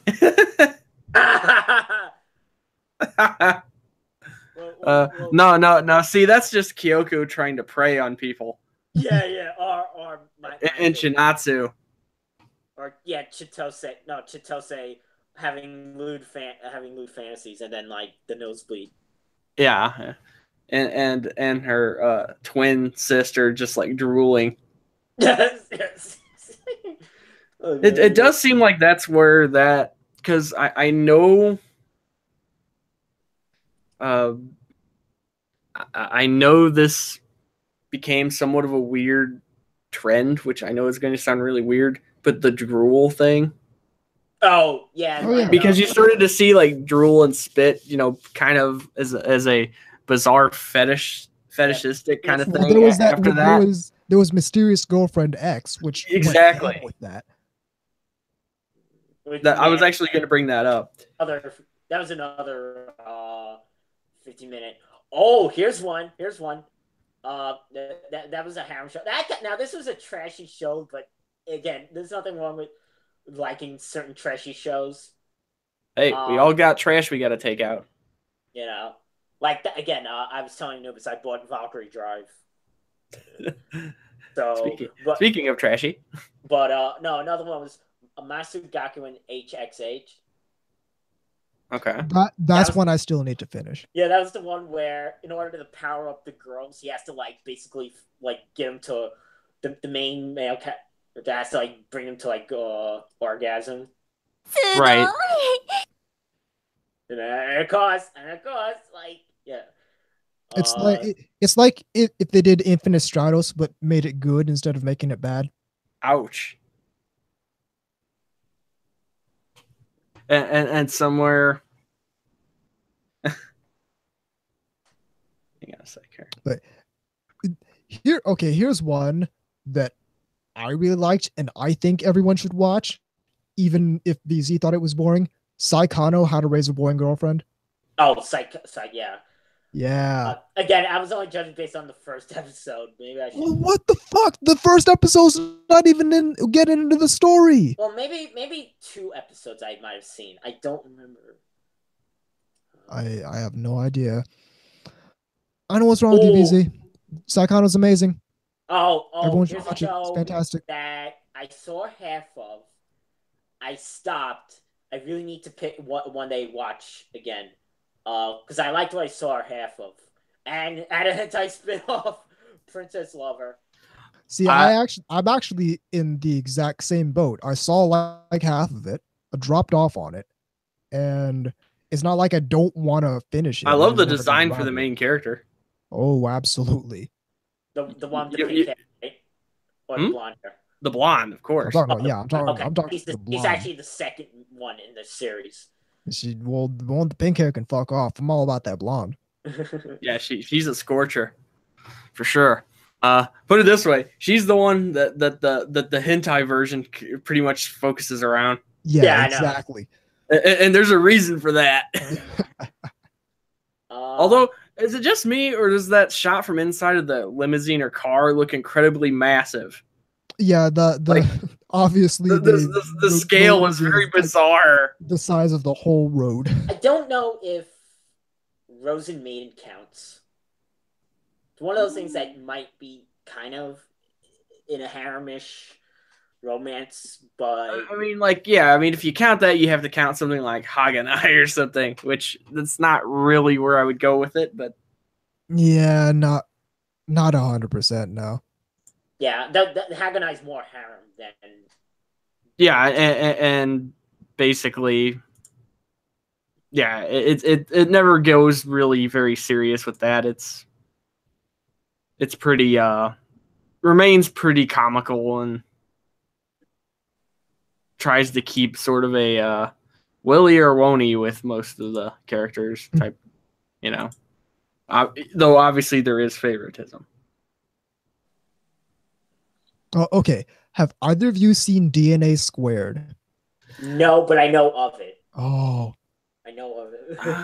For some reason, I think I did see part of it. so the 90s is such a like. premise of I've DNA seen this Squared. thing, and if it's from the 90s, because there's this like huge chunk of 90s anime I've not seen. I there's a lot I have seen, but there's a lot I haven't. It's like, you know. You gotta love the name DNA Squared. Yeah, so the premise of this anime is in the future, overpopulation is a significant issue to be dealt with, and they trace it back to this one guy who ends up impregnating 100 women, and then all of his sons each end up impregnating 100 women, and it cascades like that. So they send this girl back in time with a DNA altering bullet to shoot the dude and stop him from like getting that promiscuous with it. Except she takes the wrong bullet and then ends up turning the dude into the guy who's eventually going to impregnate 100 women. So now she has to, and it's this love triangle thing where you have the dude, and then it almost sounds like the Terminator paradox, where it's like they're sent back into the past, but like but they ended up in the future they were trying to stop. Exactly. Yeah, it's like, wait a minute, that doesn't make sense. It's like he goes back into the past and becomes the father of the guy who sends him back. I mean, you know, it does make sense though, because if you think that's bad, Terminator Genesis gets even more absurd. I'm saying we'll just pretend that doesn't exist. Yeah. Think of it this way. Do that. If she'd been successful in shooting the guy with the right bullet and stopping him from turning into the mega playboy, which is what he actually called. They actually call him, by the way. If she stops him from turning into the mega playboy, then what purpose does she have to go back in time in the first place and stop him from becoming the mega playboy? It's like, obviously you failed or you wouldn't be going back. Yeah, it's a paradox like that. It's always interesting when you spot weird like flaws like that. And DNA Squared is notable in that they turned it into one of those really bad Newgrounds dating sim games. That does not sound particularly enthusiastic there. Well, it's a terrible game, but the anime is fantastic. Right. The anime is great. It's funny. Like I just said, Newgrounds dating sim game. You're not going to expect very much from it. Not to be confused with DNA Hunter. Well, it was like just something watching completely 90s different. Anime. We're in the 90s because I was watching 80s anime in the 90s. No, it's not so much that. I mean, it's just here's my guilty, especially for romance anime. I don't even want to call it guilty pleasure. It's just a really particular preference I have. I like really mid-level, early 2000s harem anime and romance comedies. Oh, see, you would like Happy Lesson, Comic Party, Mabaraho. You would love Handmaid May. That's one I still need to watch. You would like that. It's a robot girl, and she's like only like she's only like this big. It's funny. Happy Lesson. Everyone needs to watch Happy Lesson because it's not an excellent show. Like it's not a tour de force masterpiece, but it's a good show, and it's very. So let me guess. You like probably something like Please Twins or. Oh, I've seen both those and Onigai Teacher. Yeah, seems like that would be up your alley. It's highly indicative of the exact kind of show I'm talking about, where it's like zany harem comedy. Let's have 5 girls of different personalities, and just 5 girls and some wacky premise, and that's it. And we just basically we just did taking that cues- over and over for the first half of the 2000s. Yeah, I was gonna say. So basically, they just watched a lot of Tenchi Muyo and did their own spin on it. Yeah, exactly. Hey, we watched Tenchi Universe. Let's make that No, we both again said, and again and Too again Hard. and again. We both see Too Hard. Too Hard. The original. Too Hard is like the prototype of the Yes. really Which mid-level when you watch early it 2000s now, horror comedy. it seems when you watch it now, it seems very like I've seen these tropes a bazillion times before. But it launched off of it. So Too Hard's the one that started that it shit. It has the. It's like complaining about rescuing the princess shit in a Mario game. Like, you know, it's like people talk about how weird it is. Like anime will just introduce a robot girl. Why? We just want a robot girl. Too Hard was the first one to do that. Too Hard is like, oh, let's just put a robot girl in there. How do we know it's a robot? She has metal ears. That's it. Yeah, a stuffy student council president girl. It has a half Japanese, half American, that random English words thrown in. Oh, congratulations! Yes, it had one of those. The main girl's like also the main character's childhood friend. There's a sort of like girl that's interested in the occult. That's always a fun. That's always really shy, so she speaks really super low. Yeah, I remember that. Because I remember how they did her in the dub, and you could legitimately barely hear her. That's really why I turned up first the saw volume. You could actually, like, she's actually saying stuff, but she just really, really speaks very low. Yeah. It came with an issue of Otaku USA. Yep. I'm still buying that. And which, by the way, I actually saw that in the store today, right next to Guns and Ammo. Oh yeah, how far is it? Right, I'm sure Daryl would be very happy about that. I heard Daryl writing a thing about I don't know if it's in that one or in the future one, something about Yoshiki Tomino. Oh. And I'm almost curious, like, what he has to say. I'm almost curious, but not curious enough. Let's move on. I've got better things to do with my $5 or whatever it is. Here, you guys would like another harem show. The Ichiban Ushiro no Daimao. The one I told you. It colloquially is referred to as Color Wars. Mm-hmm. Which sounds peculiar just across the board. Yeah, that was a that is a robot girl. That is Aki Toisaki is one of the other characters. One of the best opening themes ever. I swear, like, still, it sounds like the Go-Go's. It sounds. Oh, yeah. Ouch. Or well, I was gonna say I forgot her name. Belinda Carlson, but that she was. I think I know who you mean. Belinda Carlisle. Belinda Carlisle. No, it's Carlisle. Heaven is a place on earth. Yes, that. Yeah. That's like one of the most wince-inducing songs ever, and yet it's so 80s you could probably catch some kind of STD from it.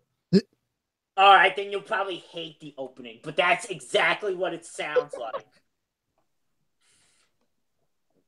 It's like, hey, I heard this song and now I got the clap. Just how it works. Okay, here's a show that I was the only one that watched that emo show. Recently, My Sister is Unusual. Yeah, I didn't bother with that one. The angel girl trying to puts the chastity belt on the main girl, and so she Did has to not like bother with that one. have romantic feelings for her stepbrother. The thing is after Orimo, I think much like after some other things, a lot of like, oh, this is a accessible model, let's jump on it. Yeah, Yeah, after Orimo, we just got this inundation of Syscon type shows. of Little Sisters anime. And a lot of it, and it just diminishing returns. Yeah. yeah. Well, again, that and Kiss Sis are kind of like the high watermarks for. Well, it's that Kiss Sis in a show we haven't really mentioned yet, Yosuke no Sora. Oh yeah. Yes. Which we all know you have the censored version. No, of course. Because why would I own the uncensored version for myself, for my own personal consumption? I don't. That just seems like kind of a. You really don't know me that well, do you? Oh, Join Girl says, "Emo Cho is good. Please don't bash it. It's got pee fetish." That's right. Well, I mean, so does Kiss Sis, and yeah, Kiss Sis is good. We know Kiss Sis is good. All right, all I'm saying is, are you still on board with the pee? I'm on board with. All I'm saying is, we got. Speaking of inundation, we got this flood of Little Sister anime right after Orimo came out, and yeah, after it took off like a rocket. Oh yeah, there was Naikamo. My Little Sister is among them. Yep. Which almost sounds like it could be a zombie anime. There was what was it? I Don't Like You at All, Big Brother. Oh yeah. Was that the one with the really wonky designs? Yep. Yeah. That like it looked kind of like noodly and bizarre. Because I remember at one Kineticon, I was walking through the dealer room and I saw the manga from that, and I was like, oh hey, it's that Also Ran. Weird mix of like the Puni Plush style and Noodle People style, so it makes it look really weird. Like, and not in a good way. It's really off-putting. Like I don't know anybody who's like a huge fan of that show. Nah. It just struck me as kind of a, oh hey, let's try to get in on that. Gray Forrester says, I like the idea of Big Sister has arrived. So Yoshiki Tomino ushering the era of the Oni-san, because I think that's what he said when he was making G-Reco. Well, I think he was saying that. How well did that work out for him? Because nobody's talking about G-Reco. As much as I like G-Reco. I like it. Dude, you need to use your indoor voice, dude. That as much as it pisses me off that everyone's still on Iron-Blooded Orphans, even though those designs are terrible, and nobody's on G-Reco, even though those designs are fantastic. I mean, it's even got the toilet inside to where if you're getting your ass kicked, you immediately don't have to worry. I love this all comes to It's a pretty smart design decision, and I can explain it, but nobody seemed to want to pay attention to that show. We talk about P, then we talk about Big Sisters, then we talk about G-Reco, and then we talk about toilet seats, and then it goes back. Yeah. It's just all. Yeah. We'll just call the episode shit. It's in our Little Sister anime. But yeah, so let's get as low brow as we can, because this is No. If you want to get as low brow as we can, there's a hentai called Baka no Imoto. And you want to talk about low. Like, look up the plot to that. No, seriously, while we're on here, look up the plot to that. What's it called? Baka no Imoto, I believe. It's hentai. It's like 4 episodes or something like that. You just trust me. Laughter will ensue. You too, Anubis, if you don't know what I'm talking about. Yeah, if I can actually find the synopsis of it. Oh, okay. Want me to just go track it down? Synopsis of. That is definitely a porno. That looks very porno. character designs. Yeah. Okay. That's the short version of it. It's actually a much longer title. Right, right. But I'm not reading it. But I'm not reading all that shit. Well, yeah, because all it's going to do is piss me off. Yeah. Okay. So, okay. Okay. I'm not seeing much of a synopsis, but some of these reviews on Mal are fucking hilarious. Dude tricks his little sister into drinking milk. Dick milk.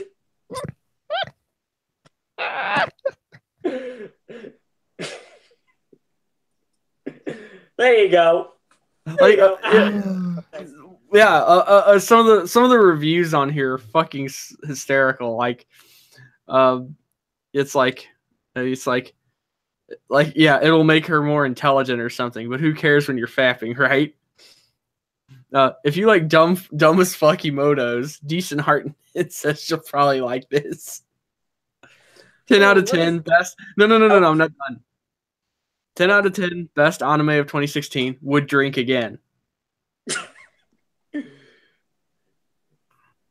Yes, because this was notoriously a thing. Somebody else, this is the stupidest story I've ever seen.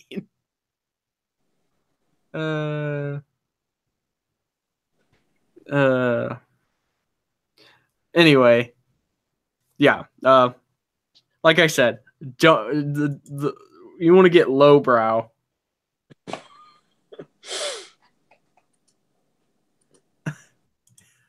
This is one of the most romantic podcasts I've ever listened to. We try. We try. We try. Out here with the doo-doo. Okay, so here's an idea. Lightning love triangles. I'm going to point out a love triangle, and you have to pick one, unless you've never seen the show. I'm going to try and do some things that we've all seen. Okay, so this should be good because this is going to be one of those things where, like, this is the Monopoly or Uno thing that causes fights. Yeah, you have to pick one. You can't pick neither, and you can't pick another character. Ready? Okay, this is going to be tough, but okay. All right. I think it'll be tough. Okay. SDF Macross, Lin Min Mei or Misa Hayase. Oh, damn. Had to go right for the jugular. Oh, yeah. Min Mei. Yeah, sorry. Oh, no. I'm going to have to fight both of you. Misa Hayase. Listen. Lin Min Mei is cute. 100%. I'm not going to argue with you there. And realistically, I have the same problem with her that I have with Ronka Lee. It's like, homegirl, make up your mind. Like, I don't know. I think she's too mature. And then Misa just has that. She has that charm where, like, she knows how to do her job. She's a very competent person. Whereas Min Mei's got the whole teenage thing where it's like still trying to figure herself out. Yeah. Although, if we have to talk about what I liked from the original Macross, the one who, I forgot her name, started with an S. Was it S? Wow. Well, anyhow, Drawing Girls just has all the wrong answers today. Min Mei is hotter. 100% disagree. Again, okay, it's cute. Hey, like I said, this is going to cause fights. I don't know about that. Don't know about that. Okay, maybe we should move on. Moving on. Yeah. Ladies versus Butlers. Okay. Serena Flameheart or... I am blanking on the other character's name. Give me a second. Wasn't it Tomomi? It's Tomomi. Old tits. Serenia or Tomomi? In this case, I'm going to just be a pig. Selnia. Same. Yeah. Because Flameheart. Yeah, Flameheart's on. Because gotta be jam because jelly don't shake like that. Not the what? Loli. I heard somebody say that once, and I was just like, "What the fuck?" Not the lowly bodied one. What? Not the lowly bodied one. But No. yeah, we can't change. That's not really the love triangle though. You have to pick one of the two. You can't pick neither. Yeah, okay. Holy shit! I Okay. just realized Flameheart's a blonde. Yeah. Hey, the pattern It's holds all- up. Damn it! I'm trying to prove that that's not a thing here. This ain't helping. Okay. Not- Ray or Asuka? Oh, no. Evangelion. Oh, that's no question. I'm much more of an Asuka guy. Absolutely. I don't know why, because in real life, I think she'd be an obnoxious bitch. I'm gonna go with Same Ray. here. Like, the guy who just got done shitting on tsunderes for the first part of this segment, picking Asuka. It's like, I don't know, like something about her is still very appealing. Although I do like Misato more than either one. Emotionless sex. VZ, you're going right. Yeah, you're gonna have to justify that to me because there's no way. Well, there's I would no go way with I could Mari, possibly. but I can't pick outside that too. So Oh, you got to pick one of the two. I'm Hard going with mode. Ray. Asuka needs a tape around, needs a staple around her mouth. I'm so having to bite my tongue right now. Listen, I mean, And okay, staple somewhere. okay. No, not because you said that, but because I want to make dick jokes. She Because also you're needs talking about putting something in Asuka's mouth. She also needs another part of her body stapled that I won't say out loud. See, well, no, here's the thing though. I get it. Rei Ayanami's easy mode. So you don't have to really put any effort. Like, she doesn't respond. She doesn't react. She's not gonna be hostile if you do the wrong thing. You don't really have to put any effort into getting with her. But at the same time, you get a subpar reward. I get it. I understand. Jeez, be a little more condescending there. like the only thing that could have made that even more so was doing the Stewie thing, like where every line is higher pitched. Oh, can I to the point where it's starting to sound like a tape recording that's going bad. Like, so I this is like, I remember. No, give me a second. I remember a while ago, I was having dinner with a few friends of mine. One of my friends had brought his friend, a girl he was hanging out with, and we were talking about anime. And I've never met this person, so I'm like, okay, what's your favorite anime? She's like, Evangelion, and I'm like, okay, here's the question: Ray or Asuka? And we disagreed, and I'm like, you know what? One of us isn't leaving this restaurant. We're gonna have to do battle because this is one thing I will battle over. This is gonna be some fucking Crouching Tiger shit where you're like running up the trees. We need to make that commercial. All right. But you just said, why does homeboy choose abusive girls? Okay. No, I said, why does homeboy choose abusive girls over other perfectly good women? I don't think Ray is a perfectly good woman.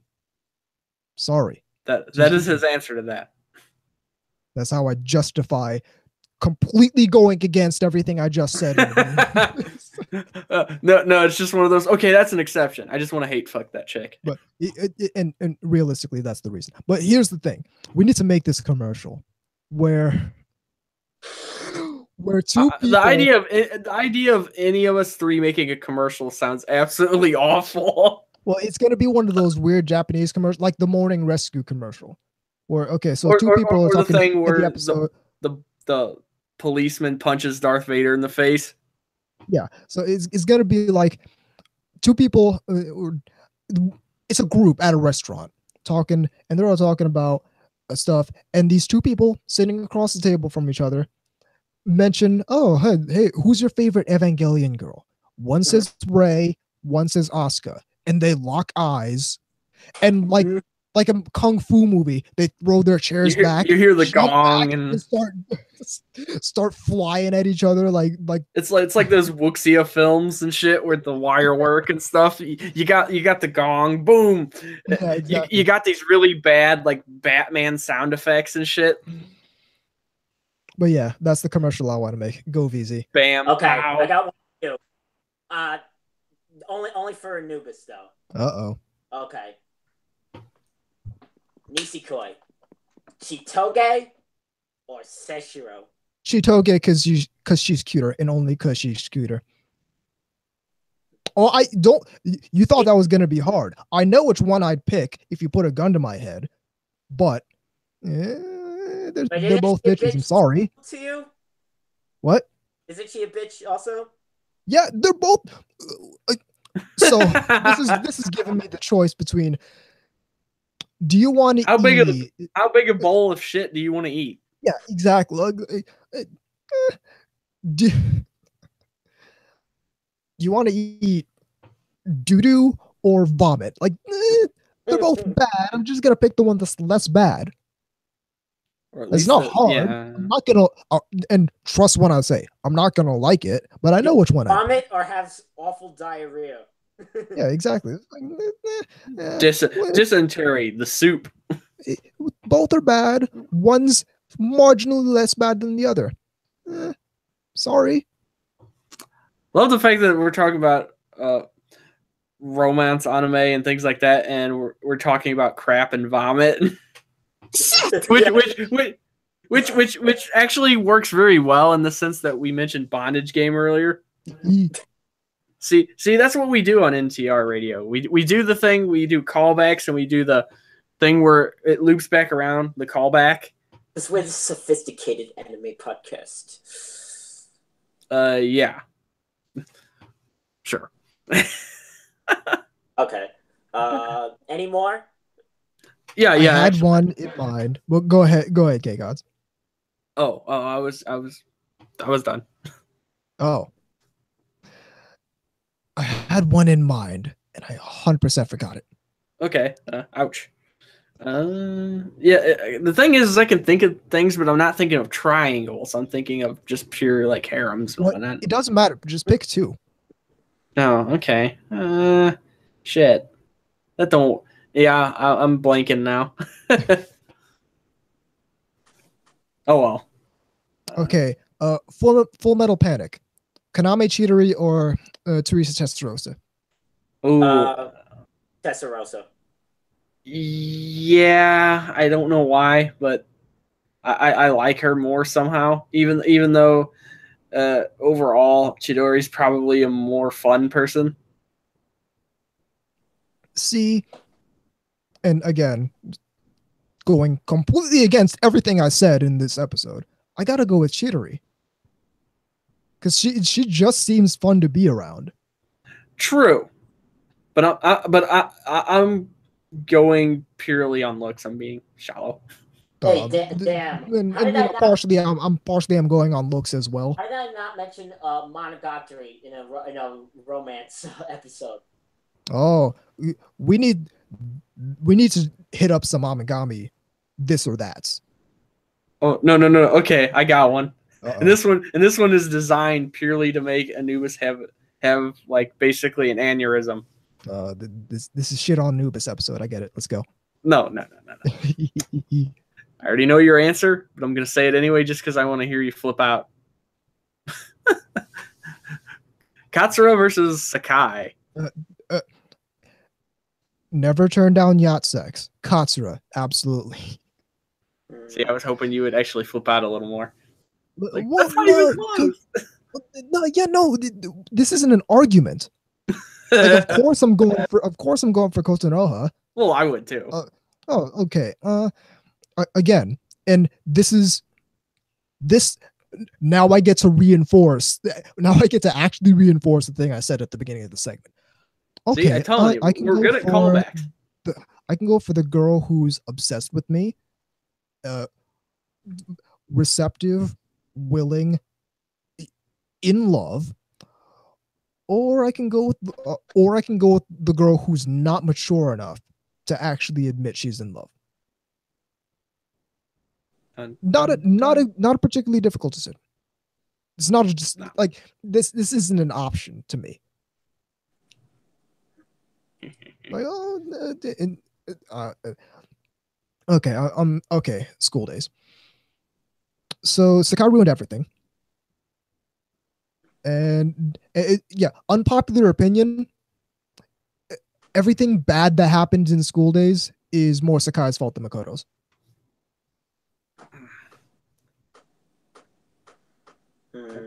Because except for Taisuke, of course. Well, Taisuke is just a piece of shit. It's just trash, yeah. But so here's my logic. Eventually, left alone, Kotonoha would have either adapted to Makoto, and Makoto would have matured a bit, or they would have just broken up, and then everything would be fine. But Sakai had to go in and basically teach Makoto that it's possible to just have sex with no strings attached at all. So, yeah, which is technically what he wanted, but which to a certain extent is what he wanted. I mean, just look at that root. That's fucking disgusting, by the way. But at the same time, it's like, sure, like that's what he was into, and that's what he wanted. But at the same time, Kotonoha liked him, and Kotonoha was making an effort to get used to being in a relationship with him because she wanted to be with him. And then Sakai came in and said, "Hey, dude, you know that sex thing you want to do? Well, guess what? You can actually do that without being in a committed relationship." And then everything went downhill. Yeah, and then of course we have the lounge. Then of course we have the lounge, which they need to empty the bin in because it's disgusting.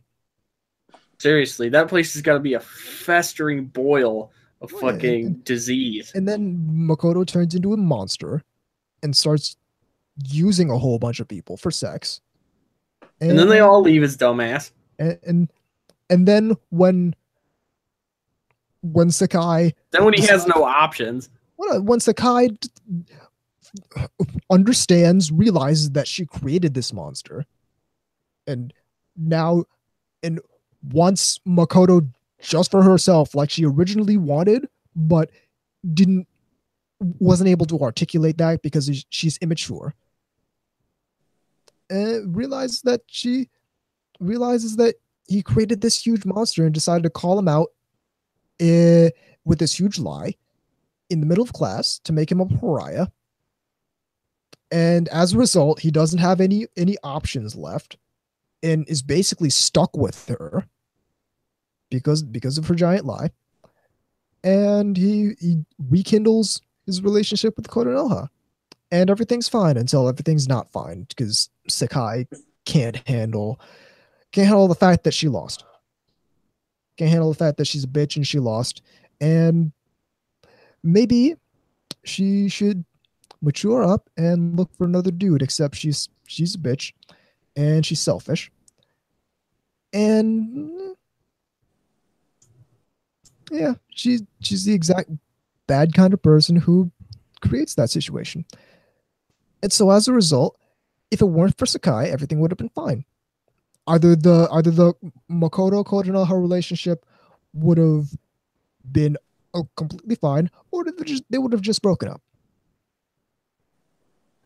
Well, I love the fact that this exploded into that when I was just really just trying to get you to yell a bit and then move on. It's like, no, I'm gonna, because it's the same, like it's the same problem, and realistically, it's the same problem I have with Shuffle, except School Days, like that was the purpose of it.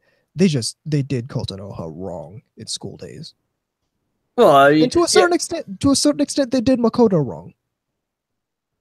Because Makoto deserves better than Sakai.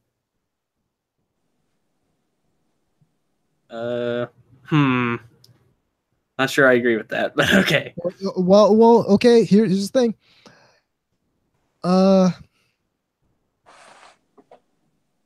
Makoto's a decent dude up until Sakai introduces him to the world of casual sex. He's a decent. He's a decent enough dude.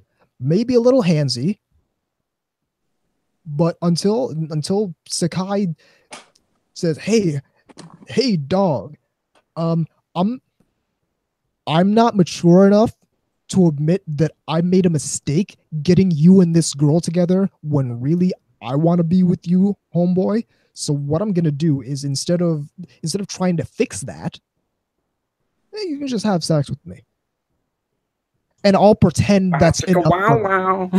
I'll pretend that's enough for me when really it isn't." Anyhow, we probably should move on. Otherwise, we could do a whole episode just on this. Yeah. Anything else? Or all right. I mean, I'm ignoring kind of all of the subtle and not so subtle Yuri context that's been showing up in lots of shows, just because it always feels almost fan servicey in a way. To a certain extent. I mean, I don't consider it to be terribly anything more than just titillation and humor too. In most cases, you want to do a such and such, or pick such and such for us? Love triangle, this or that. Do you have one? I mean, I did, because that was I just picked that one. That caused that whole outburst.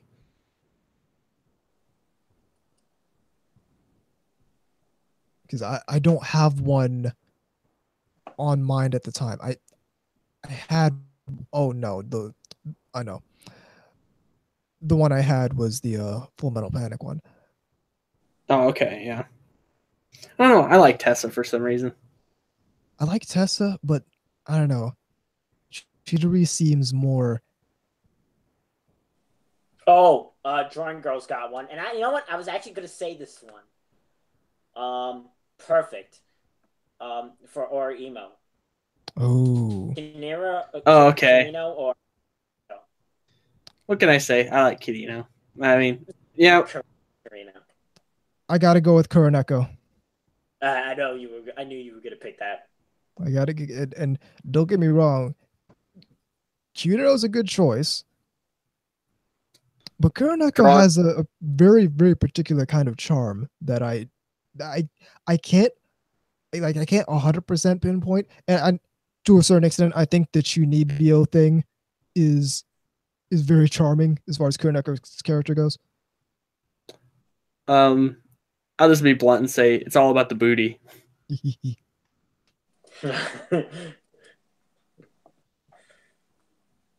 Insert Eromanga Sensei, Sagiri or Elf Yamada. I'm gonna get skinned alive for this, but Elf. I'm gonna go with Sagiri. I'm going with Elf.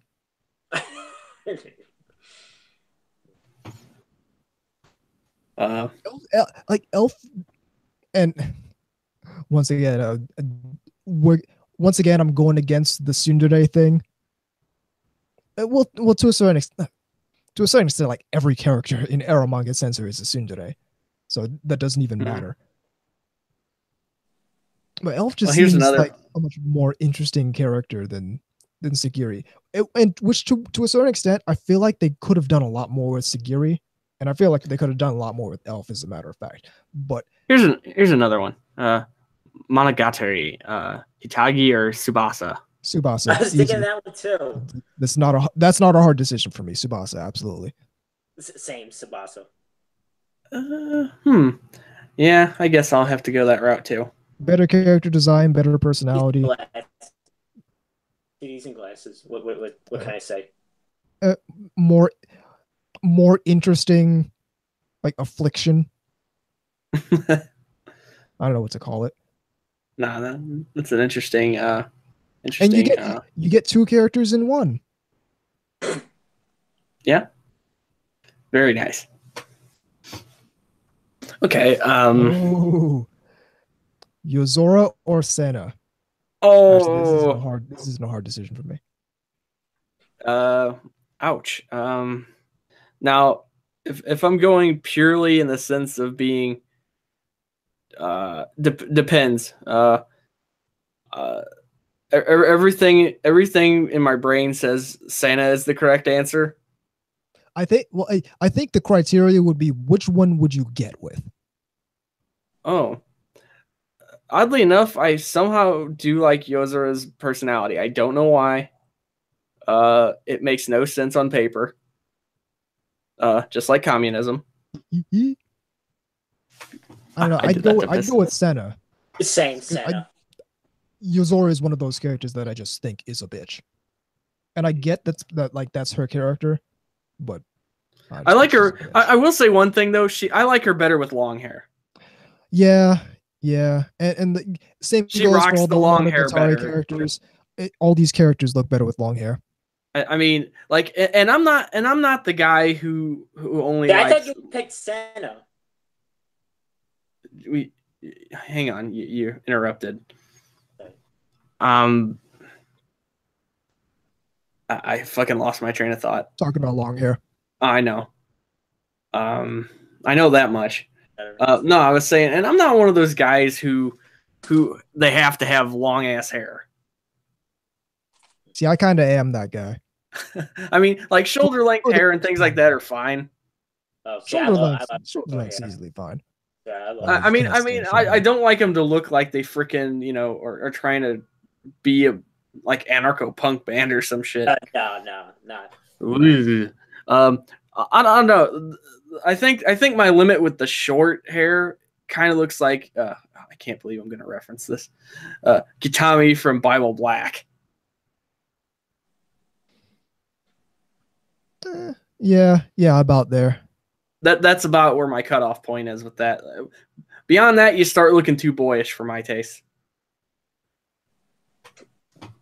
All right. I haven't watched this show, but ReZero, Rem or Emilia? Oh, come on. Rem, of course. Yeah, Rem. Maid. Well, maybe it's just because when we were at Expo, there was somebody in a bridal Rem thing with their whole ass hanging out. Which Tim was fucking just eye humping her. I was like, dude, come on. And it's like, and then she turned around. I'm like, oh, okay, now I get it. Yeah. How is this person not in trouble for doing that? Yeah, I gotta go with the maid. Yeah, well, yeah. We all know you have an affinity for maids. Yep. Just like I have an affinity for green hair. In anime, not in real life. No, thank you. Because when people have green hair in real life, they probably also have special pronouns and stupid shit. Okay. Konosuba, Aqua or Megumin? Gotta go with Megumin. Sorry. I've never seen Konosuba. I know. I just. Yeah, this is actually a tough decision for me. I feel like I would go just because the cuteness factor. She's. Both of these characters are absolutely useless. Well, yeah. So it's like so it's not you can't use it like a utilitarian reason. Yeah, they're both useless. They're both hilarious. Yeah, I gotta go with Megumin if just because her sense of like self superiority is hilarious. This is a tough decision. I'm tempted to go with Aqua just to see if she's wearing underwear or not. Yes, because, well, okay, fine. Then I'll go with Megumin just to make mana draining jokes. There we go. Teamwork and explosion humor. Yes, explosion magic. Yes, indeed. I'll leave that to your imagination. All right.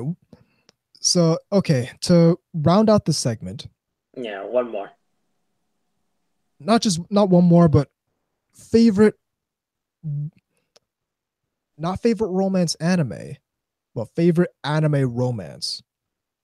Ooh, okay. It's gonna be a tough one. I'm tempted to cheat on this one and say Actually, no, that wouldn't even count.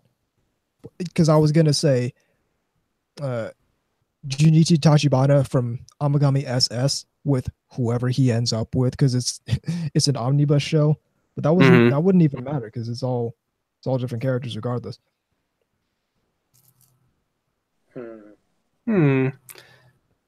I've always had a soft spot for Usagi and Mamoru. You can pick a couple if you want. There's like a trillion. I got a few.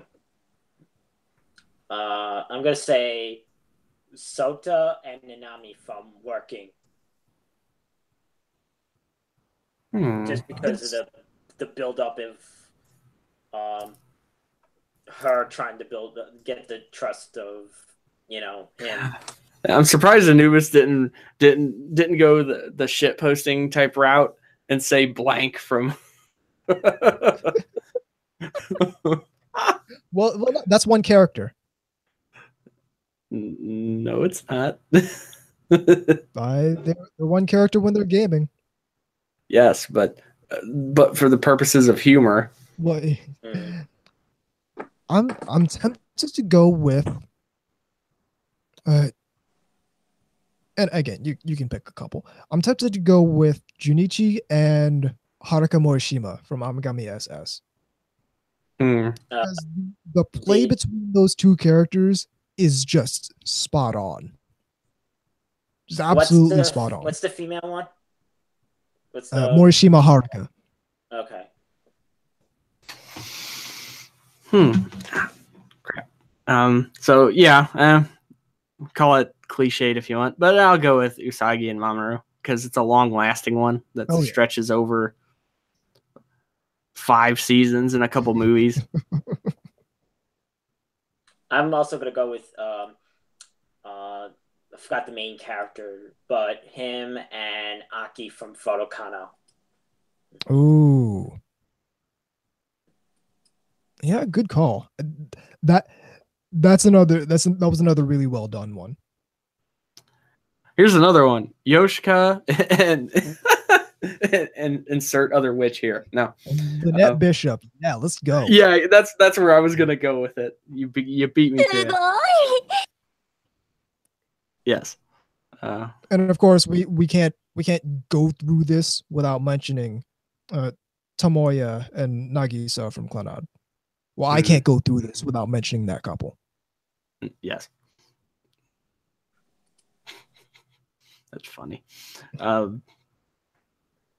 right. We do have one short email, so we'll take a short break and come back with you in the third segment. You're listening to NTR Radio. Keep it right here.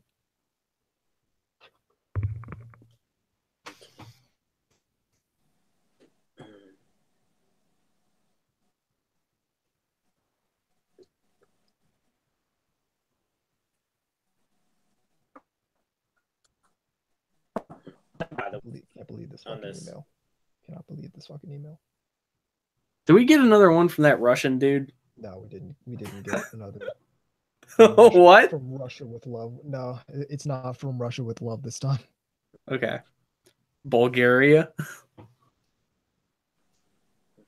Oh, you'll see. Okay. Hope it's not a troll or a stupid thing. It's awful quiet. It's usually portrayed as a troll, but I'm taking this 100% seriously. Oh, okay. Oh boy. Let's play this one.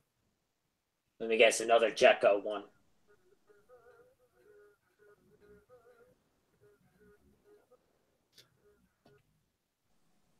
Oh, there's a Sonic CD. Yeah. We should call. What are we gonna call this one? The hat is always near. Tainted love.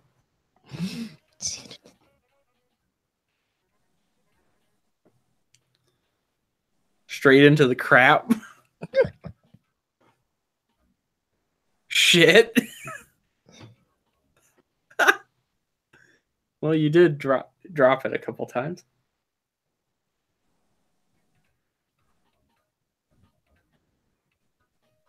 VZ's waifu in plush form. Yacht sex and you. like the whale from Girls Last Tour.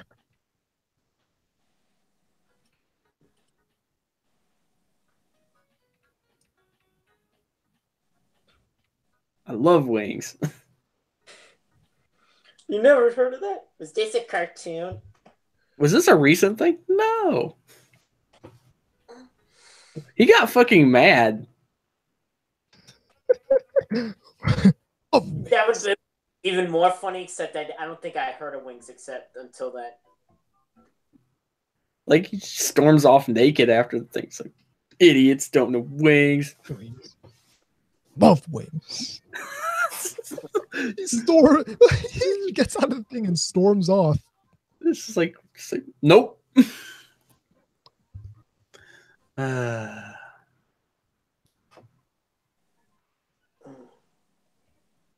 mean, it's obviously why he would. I mean, he is a pilot, but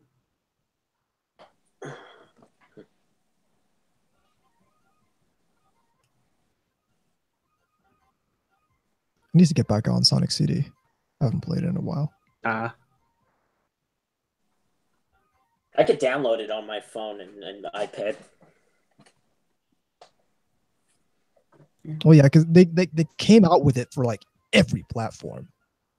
yeah, I mean, that's true with a lot of Sonic games anyway. Like after in the last couple of years, it's popped out like everywhere pretty much. Oh yeah, but Sonic CD in particular was not only was it an exceptional port, but it was great on every platform. On iOS, on Android, on Xbox Live Arcade, on PSN, on Steam. Like, I own Sonic CD like 3 times over now because I have a version for the PC. I have the Xbox Live Arcade version, and I have it on Steam. There's several Sonic games I own like 3 times over. Sonic CD is one of them. Sonic Adventure and Sonic Adventure 2 I own 3 times over. I own Pinball. No. Actually, no, I actually own it 1 time over in Sonic Mega Collection Plus for the PlayStation 2. Yeah, which you played it 1 time and then said, nope. I played it 1 time to try and remember how bad this game was, and I remembered how bad it is. The controls suck. I mean, controls are awful. Gameplay's awful. Music's not that good either. Yeah, which is good as which is Sonic which is kind of strange because the music in Sonic games tends to be good. Even the worst Sonic games in the franchise have fantastic soundtracks. It's kind of like the Castlevania principle. Same deal. Soundtracks are always awesome, even if the games aren't always. All right, ready on this 3rd segment? Sure. In 3, 2, 1. Welcome back to NTR Radio.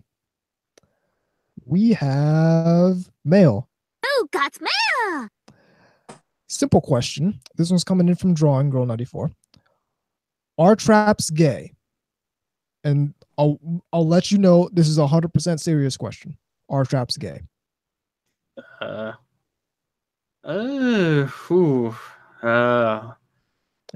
guess. Well, here's the thing. It's a conundrum because outwardly the person looks like a woman, but is actually has male genitals. Yeah, so it's like one of those like, okay, I get the point, and I know the conundrum. So it's actually a hard question to answer because of it. Question. So I'm gonna know, and here's why. Because you're attracted to the feminine aspects, even if it has a penis. If it was really gay, you would be into the masculine. Well, that's a decent argument, VZ. But what happens to people who are attracted to traps in particular? Dun dun dun. This is why it's a tough question. Imagine, if you will. They actually asked this question. The trap. Well, yeah, but are we really going to take his opinion on that seriously. No. No. And A, he is gay. So And he said, yes, Trap's absolutely gay. Well, of course he did. of course he did. Got to take ownership of that, or try to. So, well, here's a. I'm not even sure if I want to get into this. Yeah, sure, I'll get into this now because I've said it. But I think the problem with this question is fundamentally rooted in an inadequacy in the way we view sexuality.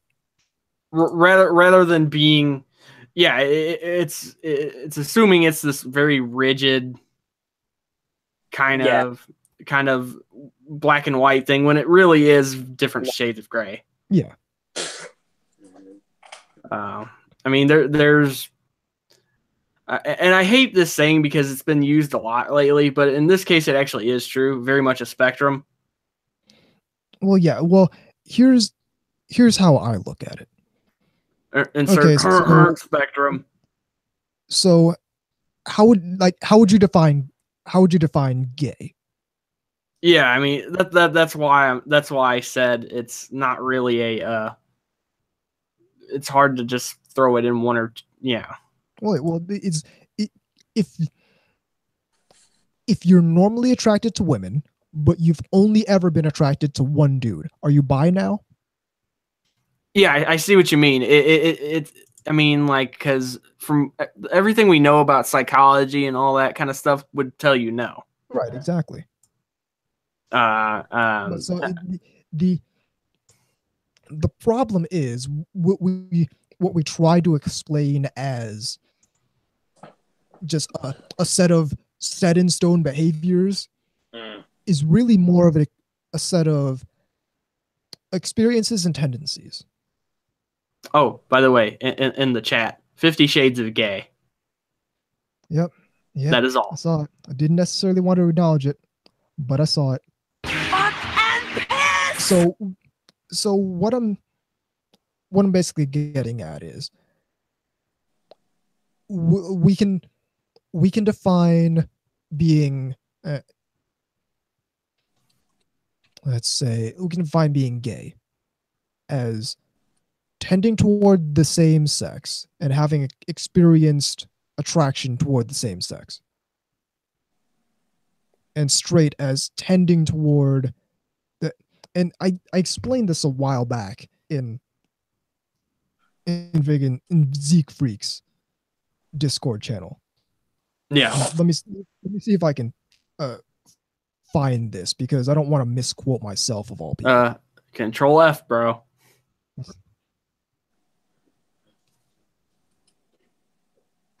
So, yeah. But my experience, my point is, it's easy to look at sexuality as this set in stone thing, but what you're really trying to describe is much more complex. Yeah, so when you get to the point of are traps gay, that's not really even approaching the correct question to ask. The better question is if you, well, okay. Where were you going with that? I don't want to steal your thunder here. Well, no, it's like, are traps gay? Well, number one, does that really even matter? And number two, how are we defining gay? Because if it means you're attracted to dudes, how can you even get there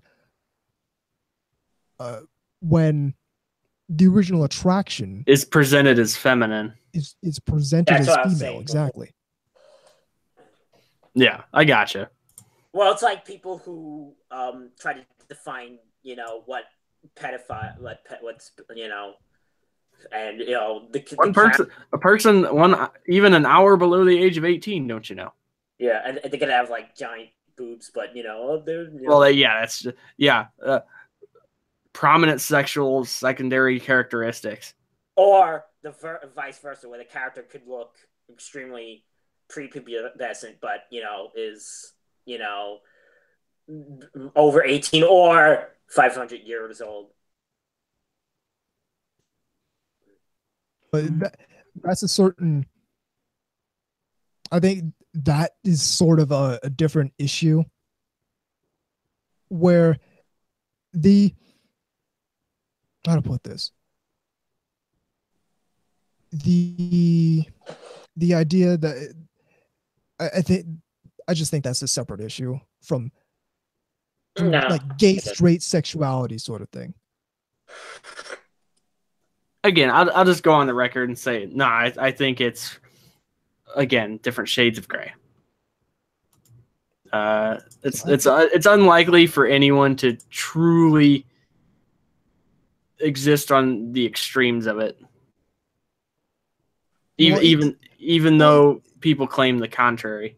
I don't even think I'm comfortable with the shades of gray portrayal of it, because when you go that way, it's like, are traps gay? What you could be saying is, does liking traps make you 65% toward the gay side? Okay, I think I see what you mean. Yeah, that's not even.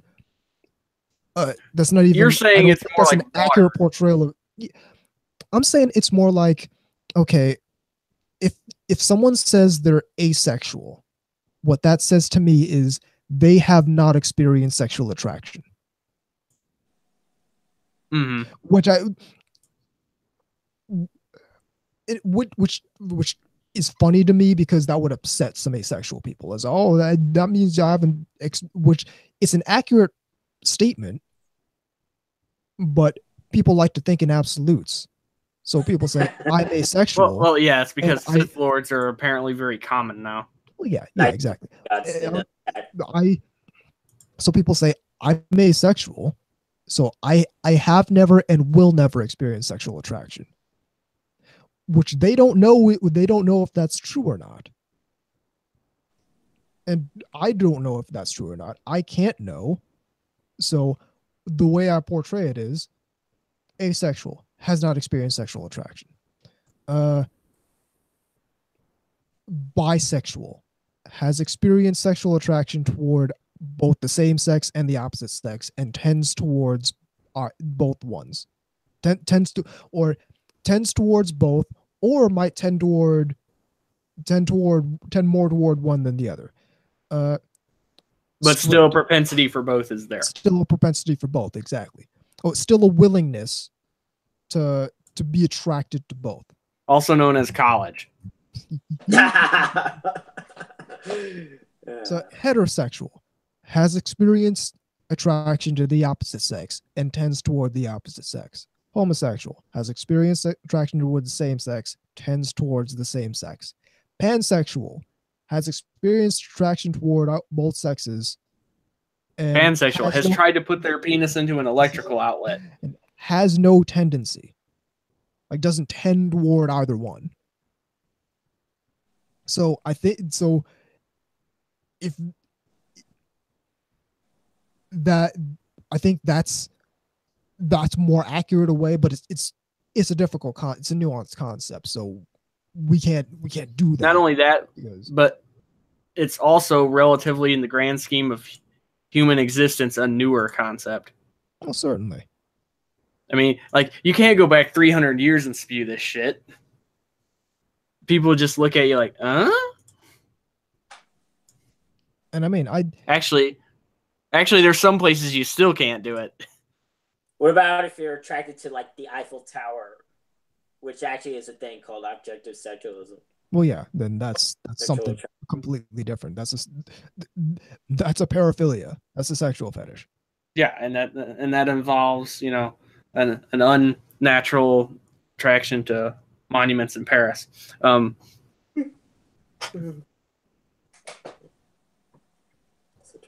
But, hey, Francophiles, am I right?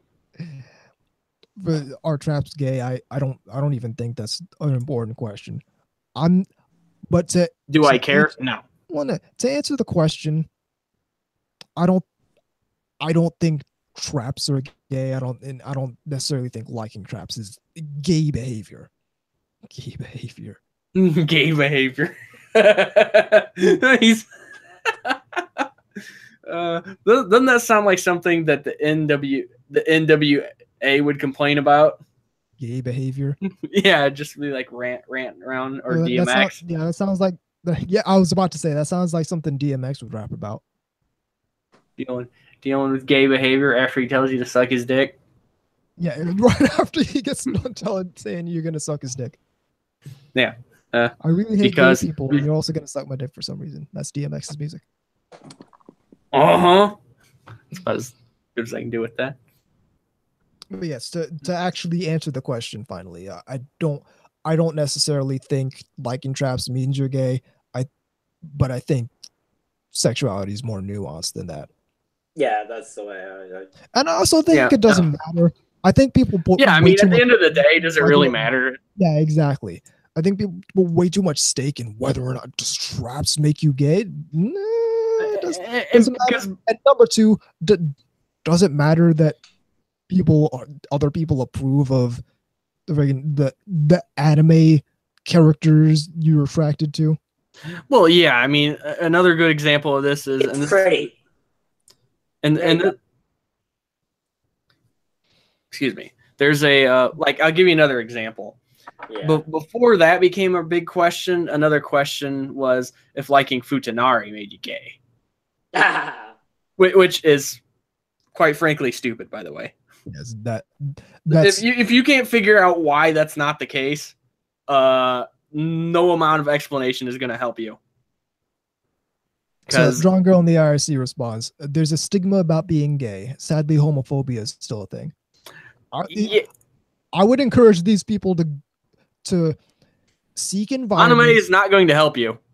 Well, that's number one. Number two, I'd encourage these people to seek environments that are accepting of homosexuals, which are most. So don't go to the Middle East.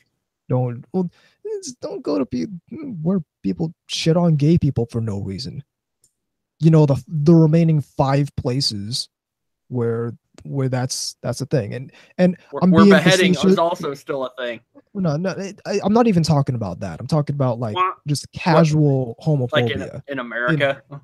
In casual homophobia in America, and in internet communities. And I realize I'm being facetious when I say that there's 5 places. I realize that there's still a lot of places where that's a problem. But my point is, seek out a place that doesn't do that. And there's plenty of them. There's plenty of places that are accepting. There's plenty of places that won't care if you like an anime girl that happens to be a boy. Right. Well, to continue on what I was saying, care about that isn't worth your time, and it's probably full of toxic people anyway. Fair enough. But okay, to bring this back to something that was said earlier, when Bible Black came out, that was one of the first examples of futa anybody had seen for a lot of people. Hello? Yeah. Yeah. I think you know what I mean. Yeah.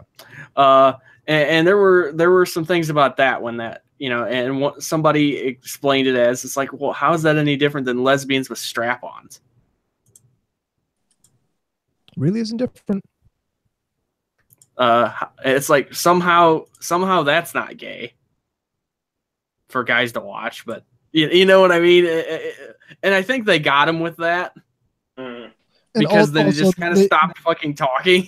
Also, they've done studies, and it turns out that among 3 other major body parts, the dick is also what dudes focus on most when watching porn. I saw that video actually. Yeah. I know what you're talking about. What I was going to say. Wait, they've done a study on Futanari? Well, that was part of the.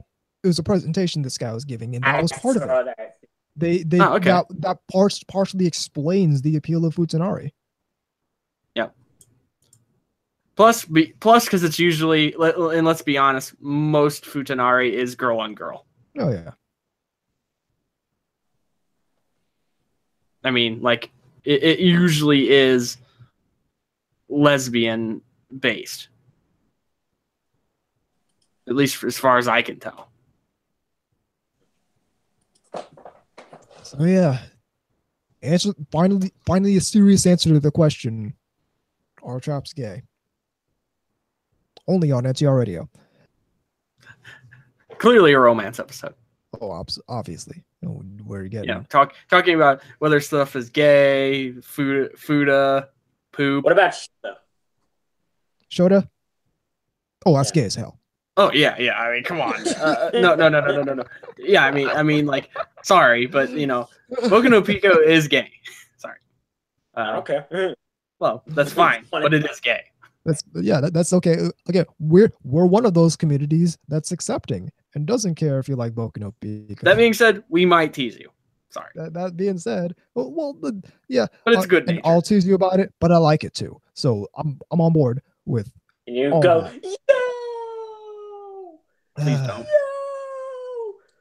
Satan's Okay. mustache. Let's stop this show before we start talking more about this. Before it gets too gay. That's the show. Podcast is so gay. The email address is ntrradio@gmail.com. The website is ntrradio.net. Check out yashike.moe, where you can find the article about tsunderes that I've spent this whole entire episode contradicting. In addition, check out VZ stuff at vzmk2moemekagatai.wordpress.com. Hit up me on Twitter at TAnubis, VZ on Twitter at VZMK2, KGods on Twitter at immortal_KGods. He's back, ladies and gentlemen. Yes. It is immortal_KGods. The show on Twitter at NTR_radio. Check out the Bakugaijin show because they're really good. Check out Otaku Bandai because they're also really good. Out of cycle shout out to a friend of mine's YouTube channel that he and his buddies started a few weeks ago. Rocky Meridia Productions. So they play video games and stuff like that. So because I have a platform, I'm going to use it. So shout out to them. Woot. Hit up Shinikiba Anime Goods for all your half-naked anime girl figures. NTR Radio is a production of She's Lost Control Media. I am Time and Force Anubis. I'm KGods. I'm VZ too. Even though we end up dating a tsundere every time we say it, this is NTR Radio.